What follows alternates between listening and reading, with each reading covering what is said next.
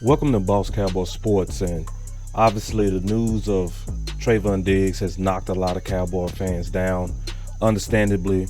And I've been thinking about some things that can really kind of help us during this time, because a lot of people not even buying even Bland and sometimes the potential replacements as adequate. Some people are flat.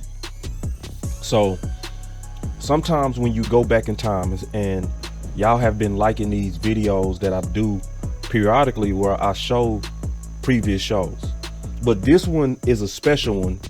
This one will encourage you greatly, because you're going to see from this particular video that the Dallas Cowboys are ready for tragedies. They're ready for the worst things that could happen during the season. They're ready.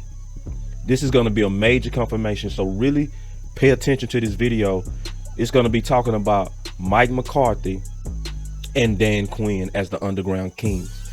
Keep in mind, this video was done before the draft and before free agency. It was before. And you're going to see everything that they was giving clues about then is happening exactly right now with this hot start that we're seeing from the Dallas Cowboys. So just watch it, pay attention, really listen to it, and you're going to see why I'm still very optimistic as I was even before the draft and before free agency. Yeah. Let's go, man.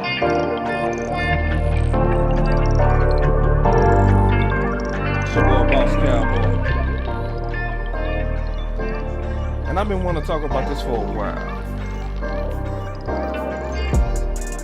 Because I ain't gonna even lie, man. I've just been kind of peeping the energy of the fans. And the energy is off. It's way off. So it's almost like, and I get it. I do get it. Trust me, I do. It's like being in a bad relationship, right? And even the good changes that you think you see, it's hard to trust. I get it. Where somebody making promises like, I'm different. And then you looking at it like, I don't trust it. And that's where a lot of fans are, and I get it. And I get it. It's been 27 long years, and it's just hard to trust. But I'm going to tell you, and I mean this, times are a lot different in Dallas. We sitting in the place we ain't sat in a while. We got us some underground kings, man. We got us some major underground kings that I think honestly is greatly underrated. The excitement is not what it should be. I think the focus is off. So I'm gonna sit back, I'm gonna talk about this, about our underground kings that we got sitting in the coaching staff. Literal kings. I'll be right back. Y'all stay put.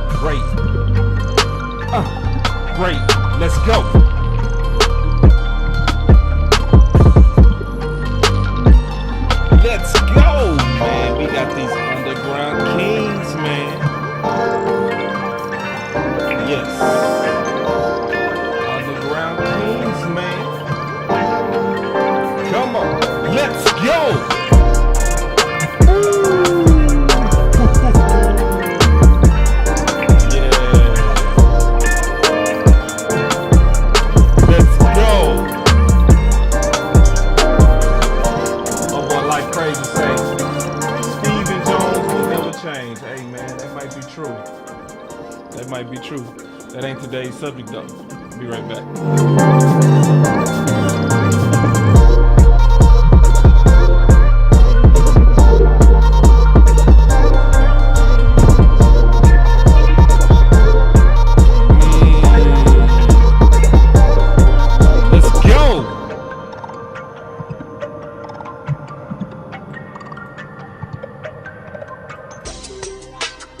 I don't want that. I want this. That's what I want. I want something different. We'll do it different today. Let's go. What? The same. The same. All right, Cole. What's up? Cole in the house. He said he got to call in today. Call in, Cole. Call in. I'm going to open up the phone lines in just a second. So, Mobile Life Crazy say he talking about Cowboy. Hey, listen, man, I'm not mad at what you're saying on Cowboy. It's true, bro. We know Stephen Jones, is the least likely to change. I'm with you on that. You know what I'm saying? But this ain't really about him right now. You know what I'm saying? This video is about our underground kings. Because I'm being honest, I do know that the fan base, for good reasons, have trust issues. So like when you've been in a bad relationships, a lot of times you go have trust issues. That's natural. That's very natural. Especially if you in one that you can't get out of, or you in one that you trying to make work. Yeah, you go likely have some trust issues. It's been times in the past. My boss say, like the stream, run it up. Hey, yeah, you already know. Run it up. But when you dealing with, us, sometimes it's hard to see that times are greatly better.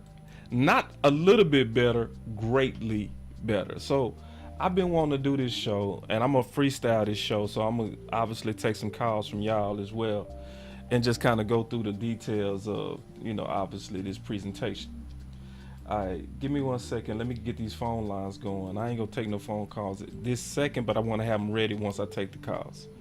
But the main thing that obviously we talking about is the underground kings, the coaches. So who am I talking about when I say underground kings? I mean, when I say this, I'm talking about Dan Quinn and Mike McCarthy. Respectfully, I should say it the other way around, Mike McCarthy and Dan Quinn.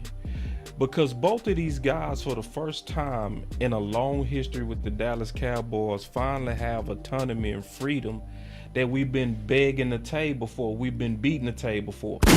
We've been crying about this. We've been saying for the longest. When is Jerry and Steven gonna take their hands off the wheel? They too damn controlling. That's what we've been saying. But so when you start seeing the change that you want to see, though, when you start seeing the change that you want to see, sometimes it's good to step back and recognize it so that we can have peace in our own life and our own conscience. Just what it is. If you want peace in your own conscience, sometimes you want to recognize change. So let me just ask y'all a question. What happened when Jason Garrett tried to take back play calling? What did Jerry and them say? And do you actually think, just keeping it real, do you actually think, just keeping it real, do you actually believe that Jason Garrett has the political skills that we saw displayed in Mike McCarthy? Because I said a long time ago, and I meant this, and I'm gonna stick by this. Mike McCarthy is a wise king, and he's been a wise king since day one. The way that he handled the Kellen Moore dilemma, only a king could do that. Only a king could handle the political pressure that he was under. See, because Dan Quinn wasn't under that pressure. He had one job and one job only. His job as king was to manage the defense. That's his only job. That was the whole job of King Dan Quinn. Manage this D. And that's what he did. That's what he did. But Mike McCarthy had to manage the distractions of Kellen Moore that was planted on him by them Joneses. And he managed it well. So the first benefit that I'm going to talk about when I look at these underground kings, and the main reason I'm even calling them underground kings, is because I don't think a lot of Cowboy fans are understanding that we literally got 2 head coaches. Yeah, we recognize it by resume, but I don't think we recognizing it from the talent of these 2 guys. I don't think we see that where some teams have 1 good quality head coach, we actually got 2. Yeah, and we have 2 head coaches that also greatly trust each other. So when you dealing with these 2 head coaches, you also dealing with both of them that have a lot of skins on the wall. Both of those guys. People seem to forget how well and how good Mike McCarthy's track record was at Green Bay, especially in December. It's yes, pastors say riding dirty. Yeah, that's why I named it Underground Kings, because they all riding dirty together. But people forget how good Mike McCarthy winning record is, especially in December. And then we could also clearly see how good Dan Quinn manages, especially when he was just managing the defense, how good he managed the Legion of Boom. So it's the fact that with Kellen Moore out the way and you had these 2 head coaches is something else that's also big that we saw with Dan Quinn that we go talk about. We should see, and I'm almost certain we go see more with Mike McCarthy. And that's the Will McClay synergy will extend to Mike McCarthy. What do you mean by that, boss? What do you mean the Will McClay synergy? See, there's a quality synergy, and it's obvious, between Will McClay and Dan Quinn. All we have to do is just go back in time and remember how discombobulated the defense was when you had a coach under Mike Nolan who didn't know exactly what he wanted. Mike Nolan was all over the place. He had Griffin playing a 3-tech. Y'all remember that? He had Tank. Oh man. He had Tank standing up versus putting his hand in the ground. It was just a mess. With the Super Chat, say, how you doing tonight, boss? You're the best. Good to see you tonight. Keep up the good work, dude, man. I appreciate it. But see, when you think, I appreciate that, Matt. But think about it. But, oh, we got us another Super Chat. Hold on real quick. My boy Elm say, boss, they low-key look like bad boys. Quinn asked McCarthy if he should leave. I'm going to get into that. You ahead of my presentation. You getting ahead of me. Elm. I ain't going to let you do that. But that's the key point. This Super Chat, trust me, we coming back to this. We are coming back to that. I'm going to take a call, but we going to come back to what you said. All right. But see, I just want us to think about it. And see, now I want y'all to understand, you might not like what I'm saying, but I've been saying ever since we got rid of Kellen Moore that I really believe that we should be favored to not only go to the Super Bowl, but also win it. Yeah. Now, I know that make a lot of y'all mad. Boss, you too early. Boss, I'm not going to say that. It's too soon, boss. Come on, boss. No, I'm saying it now. Yeah, and I believe it logically. I'm drinking the Kool-Aid on that. I really am. And I don't think it's a bad thing. It's not even drinking Kool-Aid to where you dumb. It's a big thing for Boss Cowboy to actually say publicly that he drunk Kool-Aid. Listen, I do not drink Kool-Aid without first measuring. Yeah, man. Yeah, cast it. Yeah. See, Caster, you right. See, this is what Caster said. Caster Cowboy. He had Antoine Woods dropping back in coverage as a D lineman. Y'all remember those days? Y'all remember that? That was under Mike Nolan. But what happened when Will McClay had clear instructions?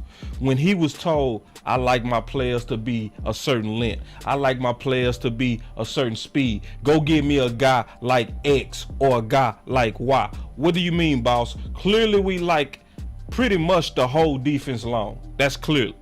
So Dan Quinn knows exactly what he was looking for, which made it easy for Will McClay to work.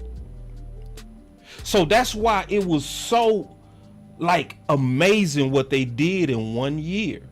Well, when Dan Quinn took over, he came obviously to Will McClay and said, I want these types. And that synergy, because of having clear direction and clear leadership, happened. So we went from having the worst defense in our franchise history to literally the #1 defense in turnover differential in 1 year.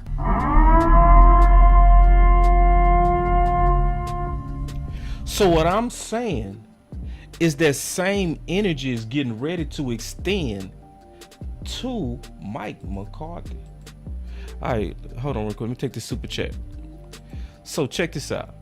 So one-handed bandit said, you think we can win it if we don't get another veteran wide receiver? Do you think we can just draft a wide receiver and I'm good? I'm not sure, in my opinion.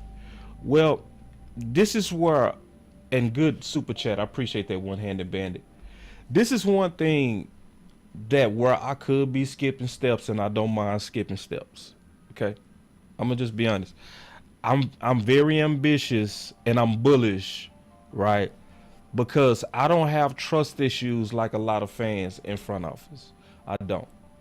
When I see Will McClay, when given clear direction on what he needs to bring that defense, or Dan Quinn, he did such a good job. At some point, I just stopped questioning you. That's my leadership style. I'm just being honest. When I start recognizing that you competent in what you do, I stop looking over your shoulder.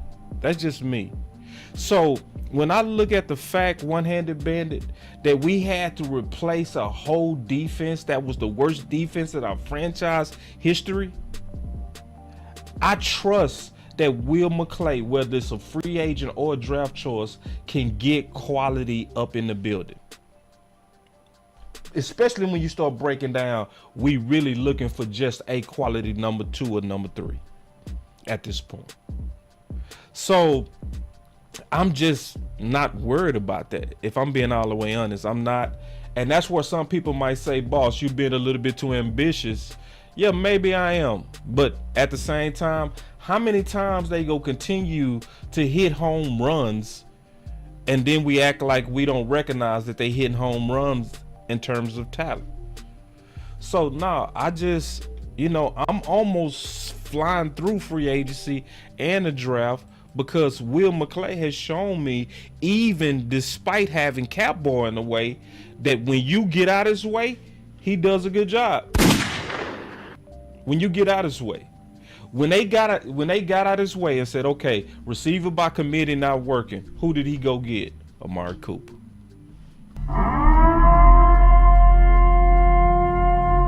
Doing a trade deadline, he went and found us a #1 mid-season. Shit. And I'm worried about it. And I ain't worried about that. I'm just being honest. I'm not. I trust one thing. As long as Mike McCarthy and Dan Quinn are clear on what they want, which I know we're clear now, we're very clear on the type that we want, we go get it.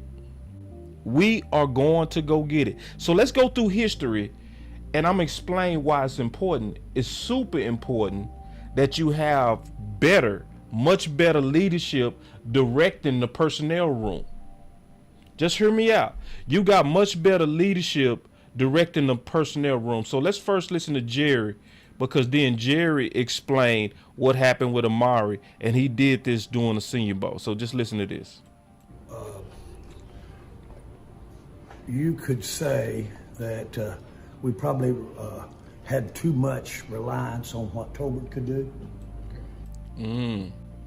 You had too much reliance on what Tolbert could do. He was answering a question regarding on his thoughts of getting rid of Amari Cooper. Now, why would you do that? Why would you even think that Tolbert could be a justified replacement for Amari? Let's keep going. Because we were high on him coming out and thought he could immediately be a factor. We had thought that possibly we could have better results relative to Gallup as far as his rehab and where he is. So I could say that. The other parts of it, the elephant in the room that you're talking about, was when I look at the salary that was involved there, over $20 million a year. Oh no, we ain't not gonna do that. We ain't gonna let you play us like that. I ain't gonna even let you do it, Jerry. But check this out. Lord said, he said, but boss, we don't have that long to waste time mid-season. These teams are getting players now. Yeah, I know. And every year in week 1, teams get players week 1. Where Dallas doesn't. They haven't in a long time went out and got a week 1 free agent. So, yeah, teams are going to continue to do that right now. But what I'm saying is talent is not an issue for Dallas. Getting talent. It never was the talent. So if we go back and we go look at what Jerry was saying we put a lot of faith in Tolbert. He was also saying we put a lot of faith in Michael Gallup. But why did you do that? What made you think that it was smart to do that? Well, one of the reasons why they felt like they could do that was Kellen Moore. He was the primary reason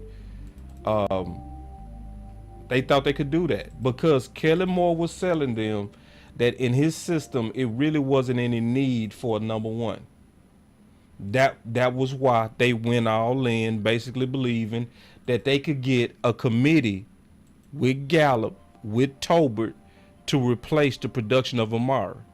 It was the fact that they was betting on Kellen. That's all it was. That's all it was. So that's why I'm going, when I'm talking about these underground kings, it's not going to be like that with these underground kings. The underground kings are not going to manage personnel like that. They are not going in saying, I can do more with less. Because that's what Kellen was saying. We don't need Amari. We can go with some role players as long as they hitting the right depths and they at the right spot at the proper timing. We gonna be okay. See, but the underground kings ain't going for that. So going into next year, what you're going to see from these underground kings, especially Mike McCarthy, what you're getting ready to see, and I'm telling you right now, is that synergy with Will McClay is going to heat up with him talking about exactly what he wants and exactly what he needs to win. See, let me ask you a question. It's been big news, right? Everybody been hearing about Dan Quinn from last year trying to get who? Who have he been really trying to get in this building? Huh? Who was he last year trying to get in the building? Y'all remember? What's up, Sadiqu? He was clearly trying to get Bobby Wagner. And we having those talks again. Thank you, I love weed.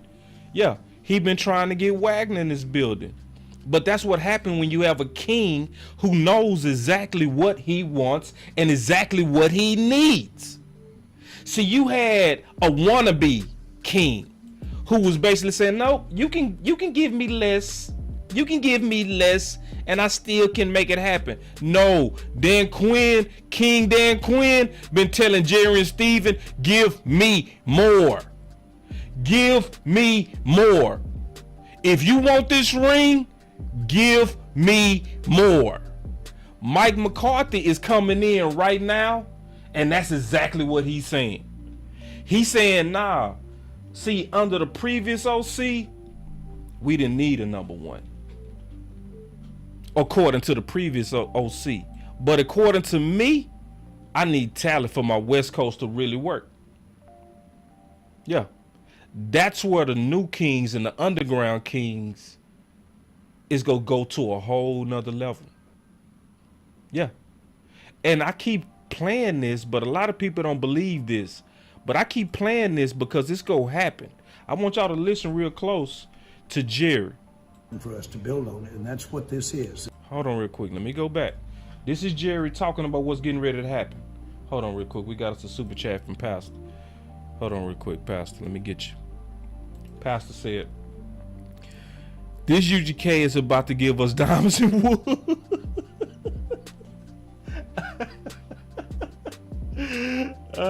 Man, I need Pastor. Do I need to give that background on UGK? I'm gonna give a background on UGK. Let me give a little background. Nah, I'm gonna do that later. But listen to real quick what Jerry is saying in regards to what he is certain is getting ready to be different. Listen, check this out. Listen. This is the logical step to build on it and use what we've established, or if you will, the foundation of the ones we've got. This is a time for us to build on it. And Erica, this was during the Senior Bowl. This is when he was talking about this. So this particular interview was Jerry's first time actually making a public appearance since we lost. So he was quiet for a while. So this was his first public appearance, and this is what he was saying, Erica. That's what this is. This is a building step. So he was calling Mike McCarthy a building step. Listen. Offensively, will you keep the same offense, or will you go back to what Mike used to run in Green Bay? So he said, offensively, will you keep it? Will you stay with what you're doing, or will you go back to what Mike was doing in Green Bay?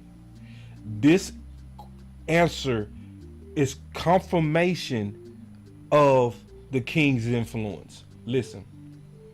It will be, I'm sure, with added nuances of the times, but more importantly, it will be with new added nuances of the times, meaning it's not going to be that old West Coast. It's going to be a West Coast that's more so caught up to the current NFL. So basically, like, it ain't going to be exactly that, but it's going to have modernized West Coast principles.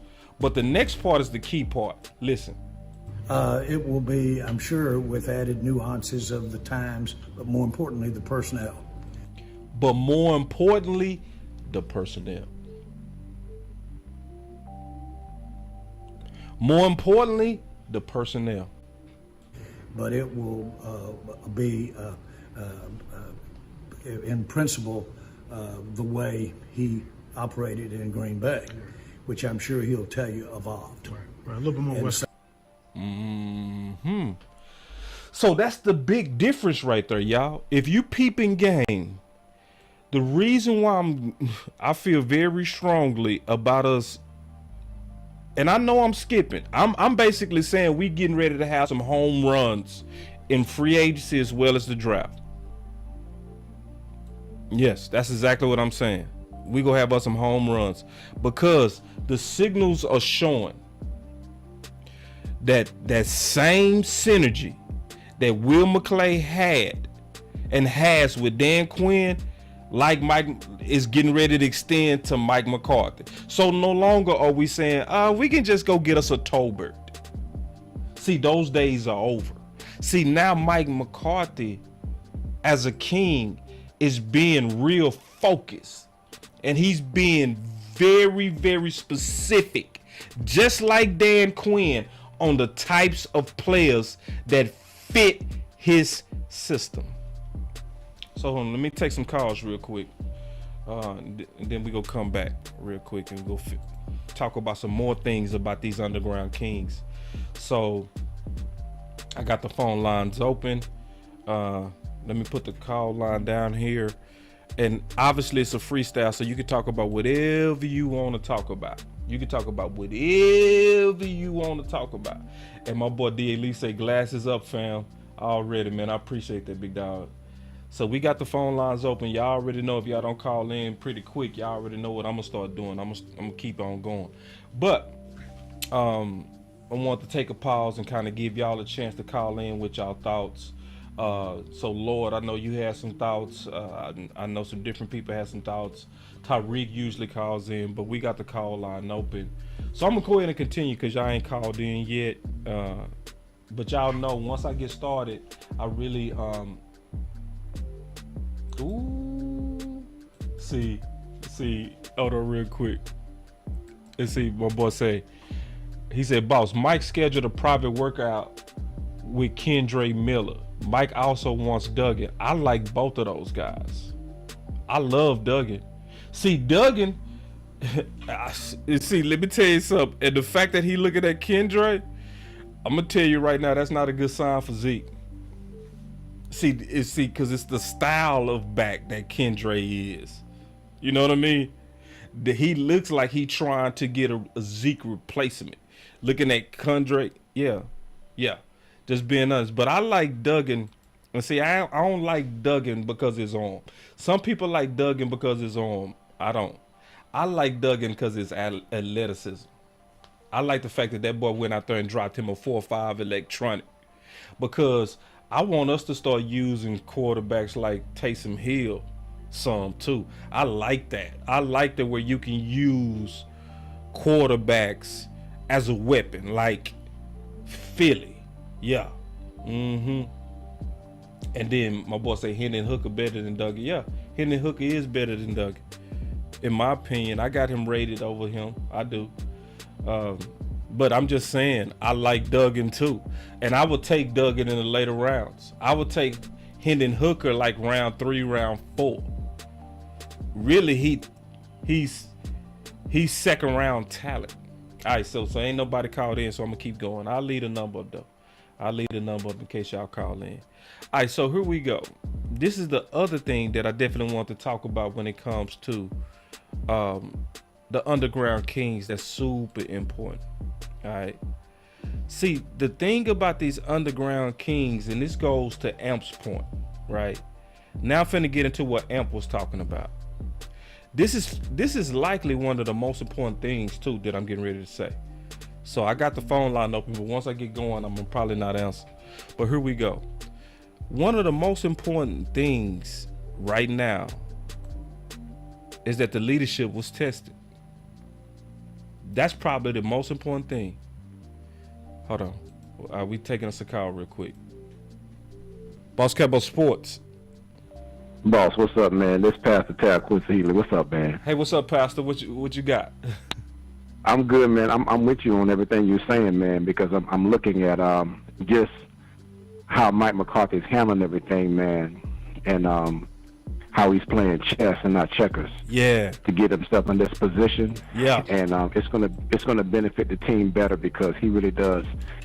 He knows what he's doing, man. The NFL Network played the Super Bowl when it was at AT&T Stadium between Green Bay and Pittsburgh. Mm-hmm. And I watched it, and I saw the type of offense that he was running back then with Aaron Rodgers. It was a lot of quick passes, but a lot of the passes were quick from play action. It was a lot of quick shallow crosses, quick, slants, quick skinny posts. He does a lot of things across the middle, to get receivers running across, especially to beat man-to-man coverage, man. And I think that that type of offense is going to help. And I'm looking at the roster that he had when he won the Super Bowl. Bro, our roster is way better. Yeah. Than Green Bay was back in 2010, man. It's Right. Like, all they, Donald Driver had a boot. He got hurt. He was doing it with like James Jones and Jordy Nelson before he went off. Yeah, Jordy Nelson. I can't even remember the. I remember. I don't know. I don't know if Jamaica Finley was with him yet. Not as a tight end. I'm not sure. I can't remember. I think he was on that team. But what I do remember is this, man. He did not have the weapons that we have now, man. Like CD is gonna eat, like really good, man. Because it wasn't a straight just drop back. Let me survey the field, do what I do. It wasn't Rodgers in his later years. It was Rodgers in his early years, and everything was zone read, a lot of zone stretch running plays, some counters, but it was getting stuff out to the backs, in the backfield. And it was a lot of just quick passes where, Dak didn't have to be back there and just read, and all these option routes and process all the information. It's make the fake 1, 2, 3. It's right there. It is, man. So I agree with you on that front. And from the free agency standpoint, I do hope that we either get, an Odell. Well, I'll say it like this: I hope that we get a wide receiver in free agency as opposed to going in the draft. I would prefer that in the draft they either go defense, offensive line, of course maybe tight end, but really just go the free agency for one of those wide receivers, since you got the cap space, and draft to shore up your core, man. Draft to shore up that defensive line, the offensive line, and maybe a linebacker. But if they get Bobby Wagner, that'll solve that for the next couple of years. But keep building, to replace and replenish, man. And I think we're gonna be all right. And I'm with you about that that whole Super Bowl, man. Because if Aaron Rodgers is out of the NFC, what quarterbacks do you have left that we're gonna have to go through? Right. There's not a quarterback I fear in the NFC. Facts. There's not one. There's not one that I fear. Yeah. And I think that we'll probably have one of the more complete teams. So I'm right there with you, bro. No, I appreciate it. No, and that's what I see. I'm not on that, Pastor, the Debbie Downer days. Mm-hmm. I'm not on that. Like, Pastor, how long we been crying? When are we gonna have a head coach that got some real power? Are we not witnessing power? We've been doing that since Jimmy Johnson, man. Right. I'll say Bill Parcells, but Bill Parcells. But he could deal with it. I agree. But I think Jerry is starting to understand that he screwed it up.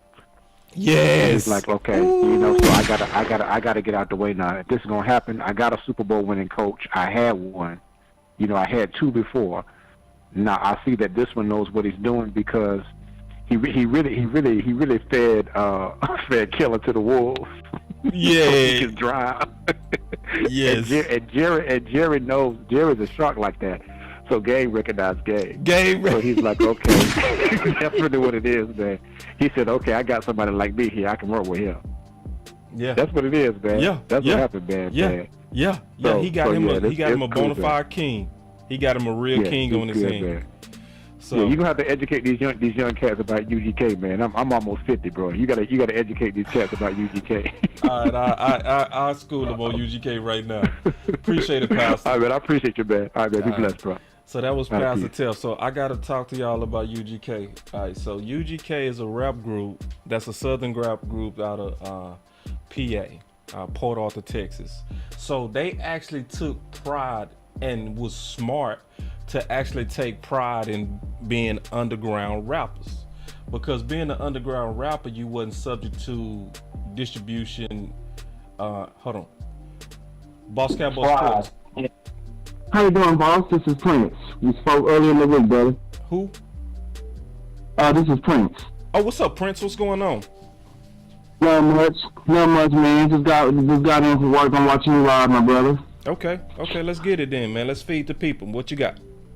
Yes, sir. Sure. I wanted to get your feedback. What do you think about the Jalen Ramsey trade that Miami pulled off today? Aggressive. What did they? Yes. What did they give up for? Oh yeah, they gave up a 3rd round pick and a tight end. Ooh, are you mad? You mad, ain't you? Tell the truth. You mad? I was not happy.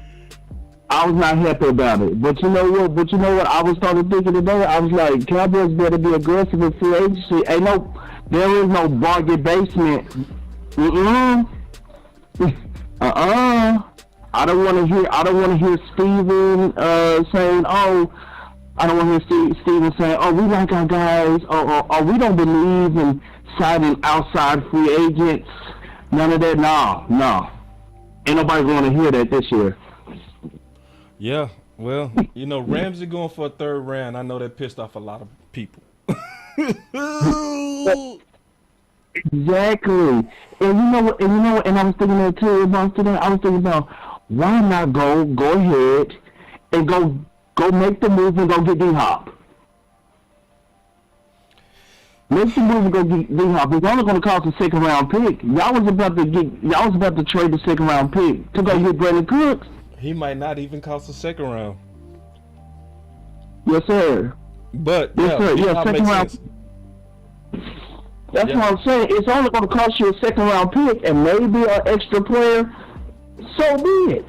You can't beat that for an all-pro wide receiver. Yeah. With his caliber. No, With I his agree. receiving. No, I totally agree. Prince, I absolutely agree with that. Yeah. Especially if you're trying to make this offense dangerous in the West Coast. Yeah. Hopkins make all the sense in the world. And he's speaking out of he was talking about he willing to, not take as much. Because Odell Beckham ain't singing that company song stuff. Odell Beckham out there like, I want 20 million. Yes, sir. Not take as much either. Yeah, well, 20 million. I'm like, he just lost his mind. He really thinking he don't get 20 million. Yeah. See, but Hopkins singing the right song. He out there like, you know what? I'm not gonna be trying to get the max. You know what I mean? Yeah. So he talking that Dallas Cowboy talk. Run it up. Right. He really trying to force his way to Dallas. That's what it sounds like, for real. I need the cash pronto. I don't throw interceptions like Another Romo. thing I'm gonna say, like, who shall we upgrade on the outside corner to replace Anthony Brown? Oh, that's Bland. If you're trying to replace, and he's already replaced as the number 2 corner. Okay. Got you. Okay. Yeah, that makes sense. Hold on. Because I was thinking. Hold on. LaDonna say that OBJ didn't say anything like that. Well, I say this. Reports have been and rumors have been. Thank you, LaDonna. If that's incorrect, I stand corrected. But the reports and rumors have been that he trying to get up to 20 million. I don't, so maybe it's no direct quotes from him. And generally it's not direct quotes from them. Usually it's the representatives that leak that type of stuff. But if that's the case, man, Dallas ain't doing nothing. Straight up. Right. Well, yeah, I get that. But like I said, OBJ, if he's smart or whatever, he know he not getting that. Nah. He doing what Daniel Jones did. Daniel Jones came out there, asked for 45, knowing he was gonna take 40. So he coming out there, they leaking that he go take 20, but he go come on down to 13 or 12 or something like that. That's what I think will happen with it. Yeah. That's what I see happening. Yeah. Or less. So, he just trying to drive up his market. He trying to get one final check, in my opinion. Yeah, I get that. And basically, like I said, like I told you earlier in the week, brother, like we only need maybe 2 or 3 good big pieces. Yeah. Good big pieces. Yeah. That we need to fill. Yeah. So we can get us at least to the NFC Championship game. We need to win a Super Bowl. I don't care about even getting to it. Like no. We was 2 games away from winning that thing. Right now, right about that. Our talk need to be about winning it. You know what I'm saying? Not, okay, we took a step forward. Fuck that. No. We too good. Right. We too good. Yeah. So, cause you're right. We 3 players away. Literally, I see the same thing. I think we're about 3 quality players away. You know what I'm saying? Right. From winning it. You know what I'm saying? Yeah. So like, I will be pissed if we just get to the NFC Championship. You're right. You're right about that. All we need is a defensive tackle, a linebacker, and a receiver. Yeah. I see about the same thing. I think everything else gonna work itself out. I think also we got to, in my opinion too, we gotta sign Fowler. We have to re-sign Fowler. Yeah, we have to. I'm not against it. Yeah. He to me should be the top priority of our own guys. I understand. Yeah, I'm not against that at all.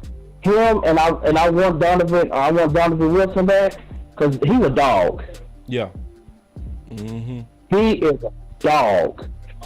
And then just imagine you bring Jonathan Wilson back, and then we get Bobby Wagner, put him with that linebacking core in that secondary. Oh my goodness, We go destroy teams. We go destroy. Yeah. We gonna have this whole league scared of us. I put it like this: if we get Bobby Wagner, and let's just say if we got Hopkins, just them two, right? And if for the most part keep everything else for the most part the same, especially re-signing Hankins. Ooh, with them underground kings coaching that. Oh my God! Run it up. Ooh, it's not gonna even be fair. If you got Dan Quinn and Mike McCarthy running that much talent, ooh, they gonna run it up. Ooh, Run it up. ooh, Yes. wait. Woo! Oh, man, that's gonna be stanky. Another one. It's gonna Yes. be stanky. So no, I'm with you, man. So like, I want us to up our game, and I'm glad you up your game with me, big dog. Let's get it. You know what I'm saying? Let's keep putting that pressure, because to now, I think it's about putting that pressure on making the moves to help us win this thing, because we close. we are very close, and they know it now. They know it now. Steven knows it, because Steven, you know what? Steven actually said at the Senior Bowl that he actually admitted this. He actually said, you know what? We're really close, and we should definitely be a little bit more aggressive in free agency this year.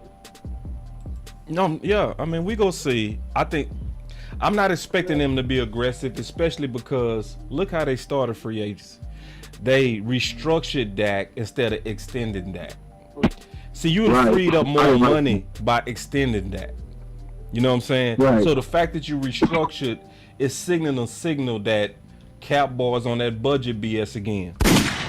Just keeping it Yes. real. He on that budget and he gonna try to do it on a discount. If he was really all in, he would have extended that.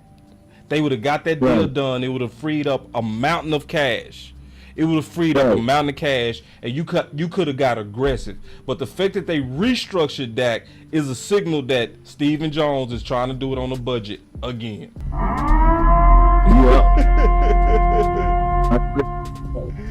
And then- Man, like I said, all we need is one good weapon, 3 good weapons to put on this team, and we can go to the Super Bowl and actually win it. Yeah. 'Cause- yeah. and actually win it. And you know what? If the Jones family couldn't get their head out of their ass, and we would have had another wide receiver, we would have beat San Francisco, and I know we would have beat the Eagles. Yeah, I mean, likely. I would definitely say likely. Because, see, CeeDee Lamb had no help. When they was doubling him, it was no answer. See, when you have Amari, you couldn't double either one. Because if you double one, the other one go get loose on you. You know what I mean? So you're right. And that game was so low scoring that we would have likely edged it out with just one more quality weapon. I agree. And you know what? That was definitely a fireball offense on Kellen Moore right then and there. Oh yeah, super fireable. And see, I think he sealed his fate big time. See, because how did they spend all season talking about we need to be more physical, we need to run the ball more, we want to commit to the run, and then you get to the exact same opponent at the exact same situations, and you literally had one more rushing attempt that you had the previous time.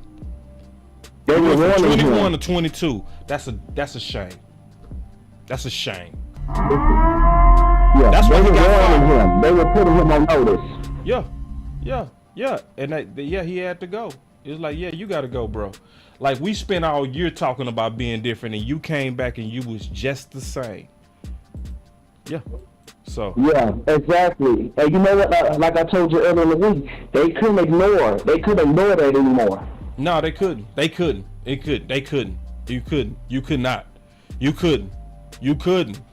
And see, the beautiful thing that I like now, Prince, is you hearing Okay. Jerry echo Mike McCarthy. It was not the case like that last year. Let me get into that content real quick. Prince, man, I appreciate you calling in, big dog. You, brother. Have a good night. You too, man. That was Prince. So real quick, I want to get into something. Prince just raised something, the same thing that M talked about. See, last year it was a totally different environment.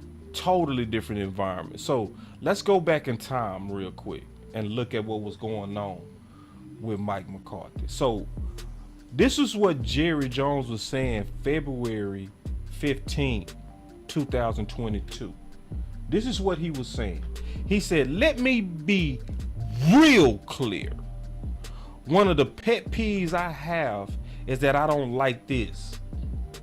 We've got to go to work on this in the offseason. We got to work on this. I don't go for that.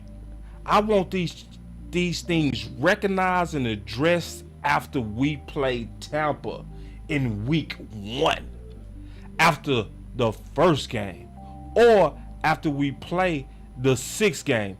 I don't want to wait until we're sitting here with no season left to address these things we're doing or not doing. All of that is in the mix here, and part of what I do.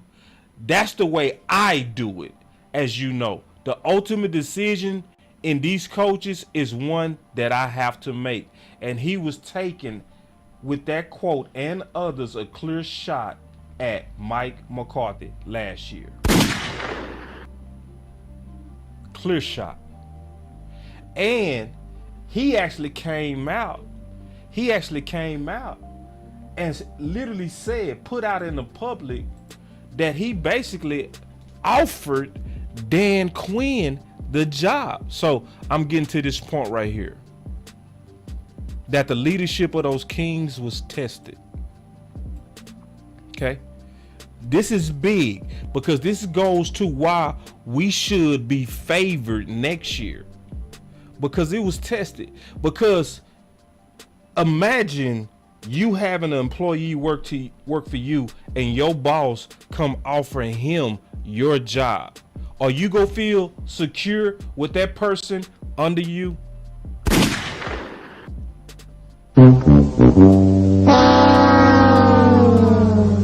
You wouldn't feel secure, would you? Oh, hell no. Your boss, Jerry Jones, went to the guy that works under you, Dan Quinn, and basically offered him your job. You secure? Oh, hell no. No, you're not secure. And he was actually putting it in the public. Jerry was putting this out in the public, to the point I warned. I said, it's so bad right now. This was last year. I said, it's so bad right now that Mike McCarthy has to respond. Boss, what did you mean he had to respond? If Mike McCarthy didn't respond to Jerry last year, and he didn't act like a king, he would have lost his whole team, because his owner was publicly undressing him.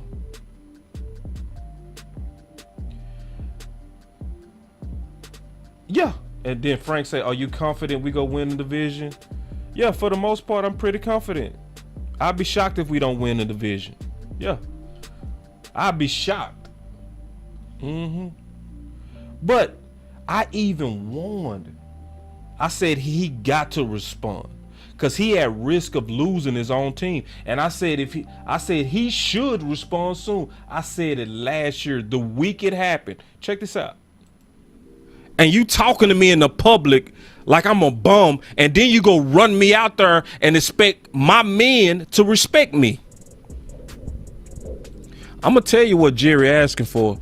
Jerry is asking for, at some point, Mike McCarthy is gonna have to stand up for himself. Yep. Because see, on a personal level, if you talk to me behind closed doors and all of that, I'm gonna be a whole lot more humble than when I have to go home and look my kids in their eyes and they looking at me like, Daddy, are you getting disrespected by your boss? Why is he talking to you like that? And then that man pride start to rise up. Y'all know what I'm talking about. That man pride. When you and your wife having a conversation about this in the bed at night. And she like, baby, we ain't got to take this, baby. We good. We good. Our kids going to college. See, eventually, you ain't gonna keep disrespecting me like this. And it's gonna blow up. It's gonna be some kind of way. Y'all mark my words. It's gonna be some kind of way Mike McCarthy go show his frustration with Jerry. The way that Jerry keep picking at him. Yep. I said that last year, right? And sure enough, that same week, Mike McCarthy responded. See, this is going into that leadership being tested. This is going into the underground kings. This is going into what Pastor Taft talked about when he said Mike McCarthy is a Jerry type of guy. You know, see, that was deep what Pastor said. See, the fact that, see, Mike McCarthy is a king. He knows sometimes you got to even stand up against Jerry himself. See, with people like Jerry don't respect, just being honest, he don't respect nice guys. He only respect tough guys. He don't respect nice guys. That's why Dak got paid last. He was being a nice guy. That's why Cooper got paid last. He was being a nice guy. Who got paid first, the biggest asshole? Who was that? Tank. Boss, what you mean? What you mean? Yeah, Tank was an asshole. Tank told them to their face. He said, hey, man, I'm not having my surgery until y'all get my contract done.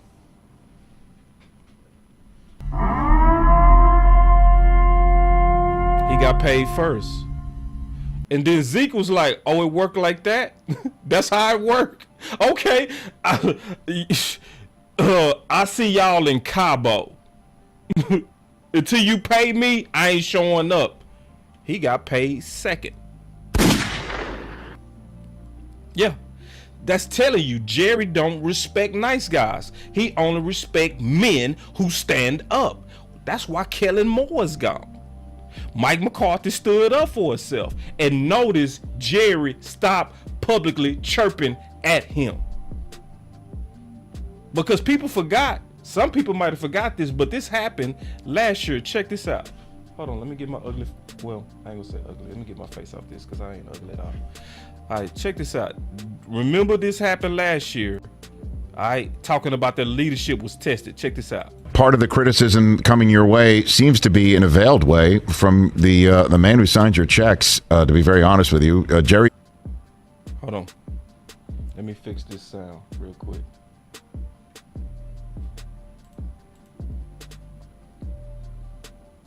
Written on DallasCowboys.com was talking about Dan Quinn coming back to your fold and mentioning how Sean Payton and Jason Garrett stuck around for a long time as assistants in Dallas because, quote, every one of those three coaches have said they'd love to be the head coach of the Dallas Cowboys. So my point is that has, in my mind, a lot of logic as to why they might not take a job now rather than one or wait and see how the cards go in the future. The follow-up question was kind of obvious. Like, what about your current head coach, Mike McCarthy? And the quote was, Mike knows that someday somebody other than him will be coach of the Cowboys. Y'all heard Mike McCarthy in the background laughing at that comment? Ooh, listen. Other than him will be coach. You hear him laugh? Ooh. Of the Cowboys. Man, Mike McCarthy laughing. Laughing at Jerry. What do you think about that supposition, Coach Mike McCarthy? Oh, so we have an hour, correct? Oh! Mike McCarthy was like, we got an hour to talk about this BS that you just...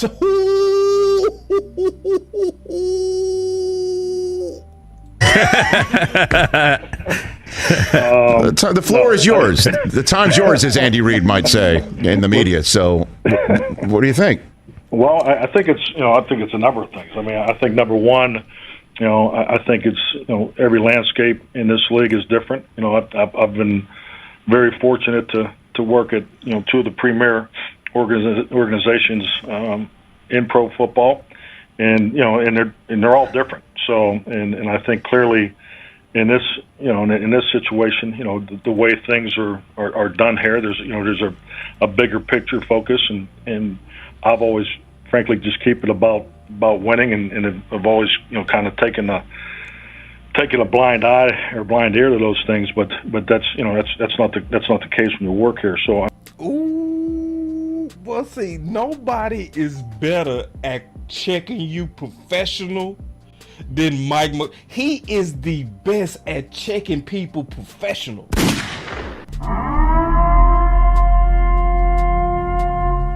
He is the best. He said, I just keep it about winning, but that's not the landscape when you work here. Ooh. I mean, I think clearly when you look at those type of comments, I think you have to understand, the platform where they're coming from. I mean, when you hear the type of comments, you got to look at it from the platform where they coming.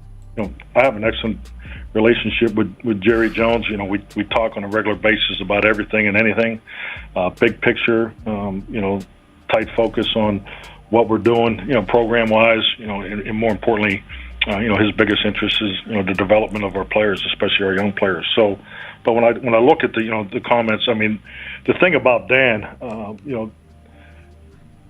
Dan Quinn being here was very important to me and our organization. I think it's the reality of it is, Dan and I had visited long before he ever took a head coach interview. Frankly, long before the playoffs even started. Mm-hmm. See, I love it, man. That boy say, "Listen, man, Dan Quinn being here is important to me and the organization." In other words, yeah, y'all hearing Jerry Jones trying to hype up Dan Quinn, but I also greatly want Dan Quinn here. He's saying, don't get it twisted. I want him here. About how happy he is here, and I envy him in some ways where, as a head coach, you get pulled away from the things that really would help you advance in this league. So, I mean, the joy that he was having coordinating, he's been a tremendous asset for me, personally and professionally. Just having another individual with the experience of it. See, he talking about that right now. What I'm talking about with this thumbnail, the Underground Kings. Yeah, the Underground King. He was talking about the benefit of working, and we gonna talk about that even more. He was talking about it was a great value to work with another head coach who really understands the big picture perspective. Man, let me rewind that. Ooh, wait, listen. And I envy him in some ways where, as a head coach, you get pulled away from the things that really would help you advance in this league. So, I mean, the joy that he was having coordinating, he's been a tremendous asset for me, personally and professionally. Just having another individual with the experience of a head coach. So another individual with the experience of a head coach. Oof. Underground King. So he ain't talking about Kelly Moore like that. He's like, I like that I have a guy who understands my perspective. We talked about him staying here, long before he even took the interview. Now, obviously, when he took. Yeah, so I just want to let y'all know, even before his name got hot, even before the world wanted him, I sat down with him and I told him, I want you. Man, talk your stuff, Mike. Talk it, Mike. The interview, and then this narrative broke out. I think in reflection to the relationship that Dan and I do have, he just said, "Hey, man, if I'm not comfortable with this narrative." Wait. And then we got us a super chat real quick. Hold on real quick. Ooh. He said Dak beat out Kelly for the job. Should have been OC. Oh, hell no. I think Kelly could have been OC.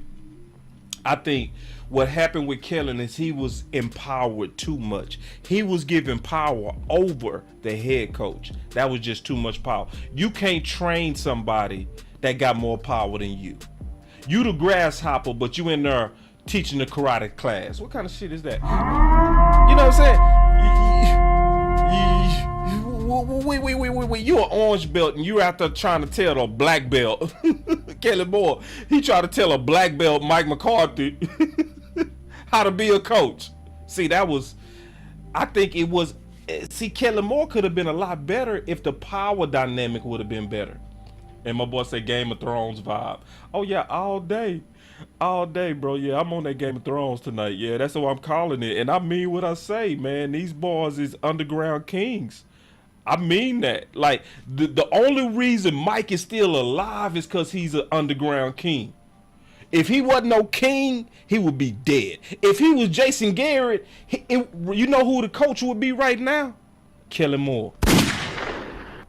Kelly Moore would be your new head coach if we wasn't dealing with no king. But because we're dealing with a king who know how to handle the politics and affairs and all the real tough decisions that come with doing his job, he prepared. But check this out. Notice Dan Quinn went to him and said, hey, Mike, I'm not comfortable with this narrative. So in other words, Dan Quinn heard what Jerry said from the... See, this is the thing. Jerry was out there trying to act like he had way more leverage than what he did. And he was, can we just keep it real? He was capping too hard. He was over capping. He was super capping. He was basically saying, I can replace you with Dan Quinn. But behind the scenes, Dan Quinn, like, I ain't cool with how you just threw Mike McCarthy under the bus. Like, how you expect Mike McCarthy to manage this team and you basically undressed him for me? Like, how we both supposed to manage men?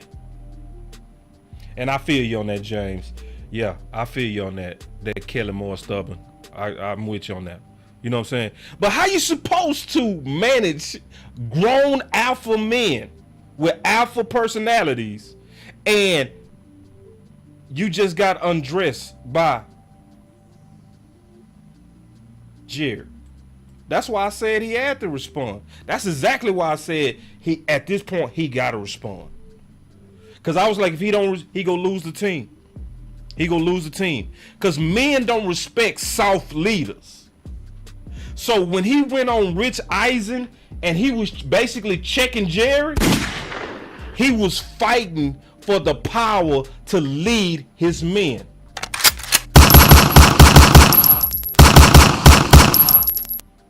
He had to. He was like, yeah, I gotta say something. Jerry went too far. And Quinn went to him and was like, I don't like what's going on. I just want to come to you about it. And then let's just watch how this thing played out. Listen. If you really feel like I need to take one of these jobs, just be honest with him. And we kind of laughed about it, and I just said, oh, see, we ain't gonna let that go over our head. So basically, Dan Quinn basically went to Mike McCarthy like, bro, do you need me to take one of these jobs based on what Jerry just did? Meaning we almost lost Dan Quinn because of Jerry. Let me say that again. We almost lost Dan Quinn because of Jerry. Jerry doing too much. Oh, hell no. But because Dan Quinn has integrity and because Mike McCarthy has a low ego, they handled it the right way. They said, you know what? I see your value. I need you. How many men can actually say that? See, that's what mess up a lot of us as men. Sometimes in women too. But we don't say enough, I need you. You know what we say? Oh, I can do it without you. No, sometimes it's okay to say Boss Cowboy is not Boss Cowboy without the OC. That's okay to say that. Not, oh, I don't need the OC. I can do this all on my own. No. It's okay to say. It's okay to admit that you don't have the same magic without some people. And tell them that. And that's what they did. As men. They laughed. But it wasn't laughter at first, though. See, when Dan Quinn walked in that room, he walked in basically saying, hey, man, I like this ride. I like being here. But with what just happened, what Jerry just did, man, listen, it's up to you. You want me to take one of these jobs? Because honestly, I don't want it to be awkward between us. And Mike McCarthy, like a real man, was like, bruh, hold on, listen to what happened. Listen. Dan, 10 to 12 years ago, I'd tell you, please get the hell out of here. I don't want to deal with this. But the reality of it is, I'm about winning. He's about winning. And the best thing for the Cowboys is for Dan Quinn to be here. And no, obviously it was his decision. Ooh. He said Jerry for away with that Clapper and Wade pick. Rewrite that, bro. I don't know what that means. I'm trying to respect your super chat. You need to write that just a little bit clear so I can address that. I'm sorry. I want to address it, but I don't quite understand it. But I want to understand it so I can address it. But just listen at that, man. Listen at that. He said, I'm about winning. You about winning. So since we both about winning, the best thing for you to do is stay. And then he still showed him respect. He didn't do this interview and say, I'm the reason Dan Quinn is here. What did he do? He showed respect to Dan Quinn. He said it was entirely up to Dan Quinn. I can tell you what my part of history was as I came to him man to man and I said, hey, bro, listen, I need you. It's up to you if you stay. If you want to get out of this toxic environment, you can. But I need you, dog. And then in this interview, he said it. He said, hey, it was up to Dan. Entirely up to Dan. In other words, he didn't take credit for Dan staying with him. That's a good leader, bro. This is king stuff right here, bro. This is king leadership. King between both of them boys. Kings standing together, walking together. No egos, little egos, two kings down for the cause, down for the region, putting their egos aside. King behavior. Yeah, king behavior. And these two now, without no influence, this is what I'm telling y'all, these two are leading us now. Underground kings. Real underground kings, and I mean that, because guess what? And I mean this too. Neither one are getting the respect they deserve. Just like the real UGK. Yeah, the rap group UGK. See, they took pride in being underground rappers. Meaning we cold, but we ain't gonna get that national notoriety, that national distribution. We ain't gonna get all of that, but we go rock it where we at.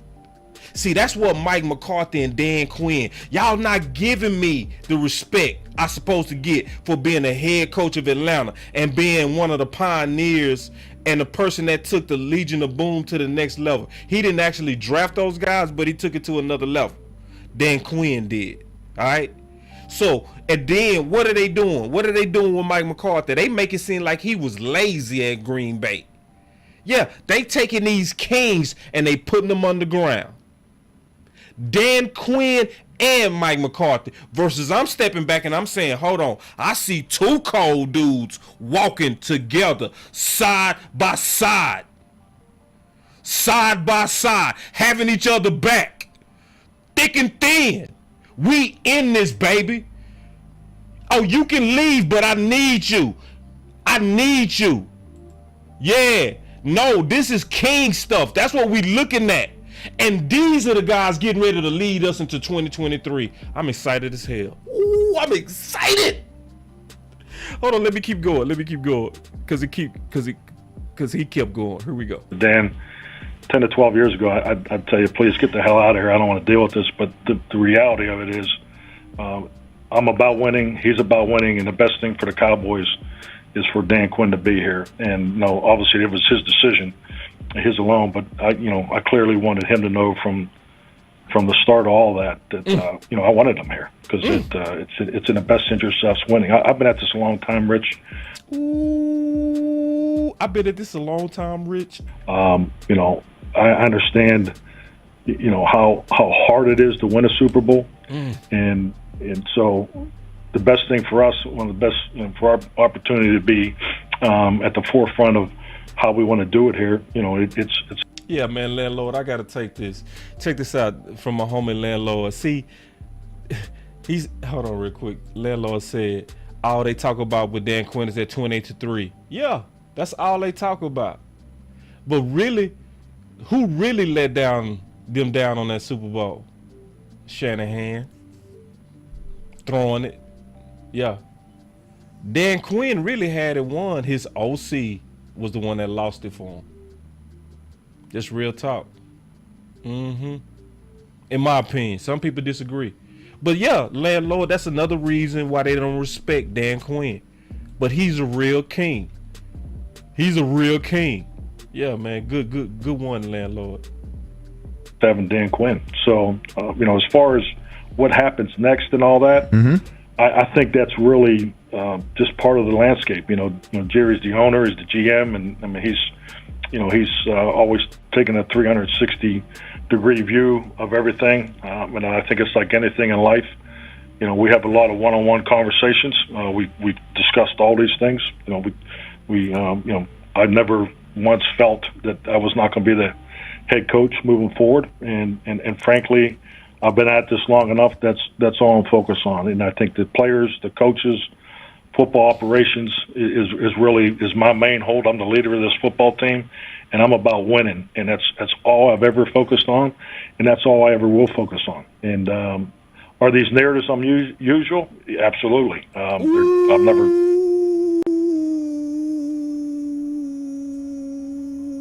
Football team, and I'm about winning, and that's all I've ever focused on, and that's all I ever will focus on. And are these narratives unusual? Absolutely.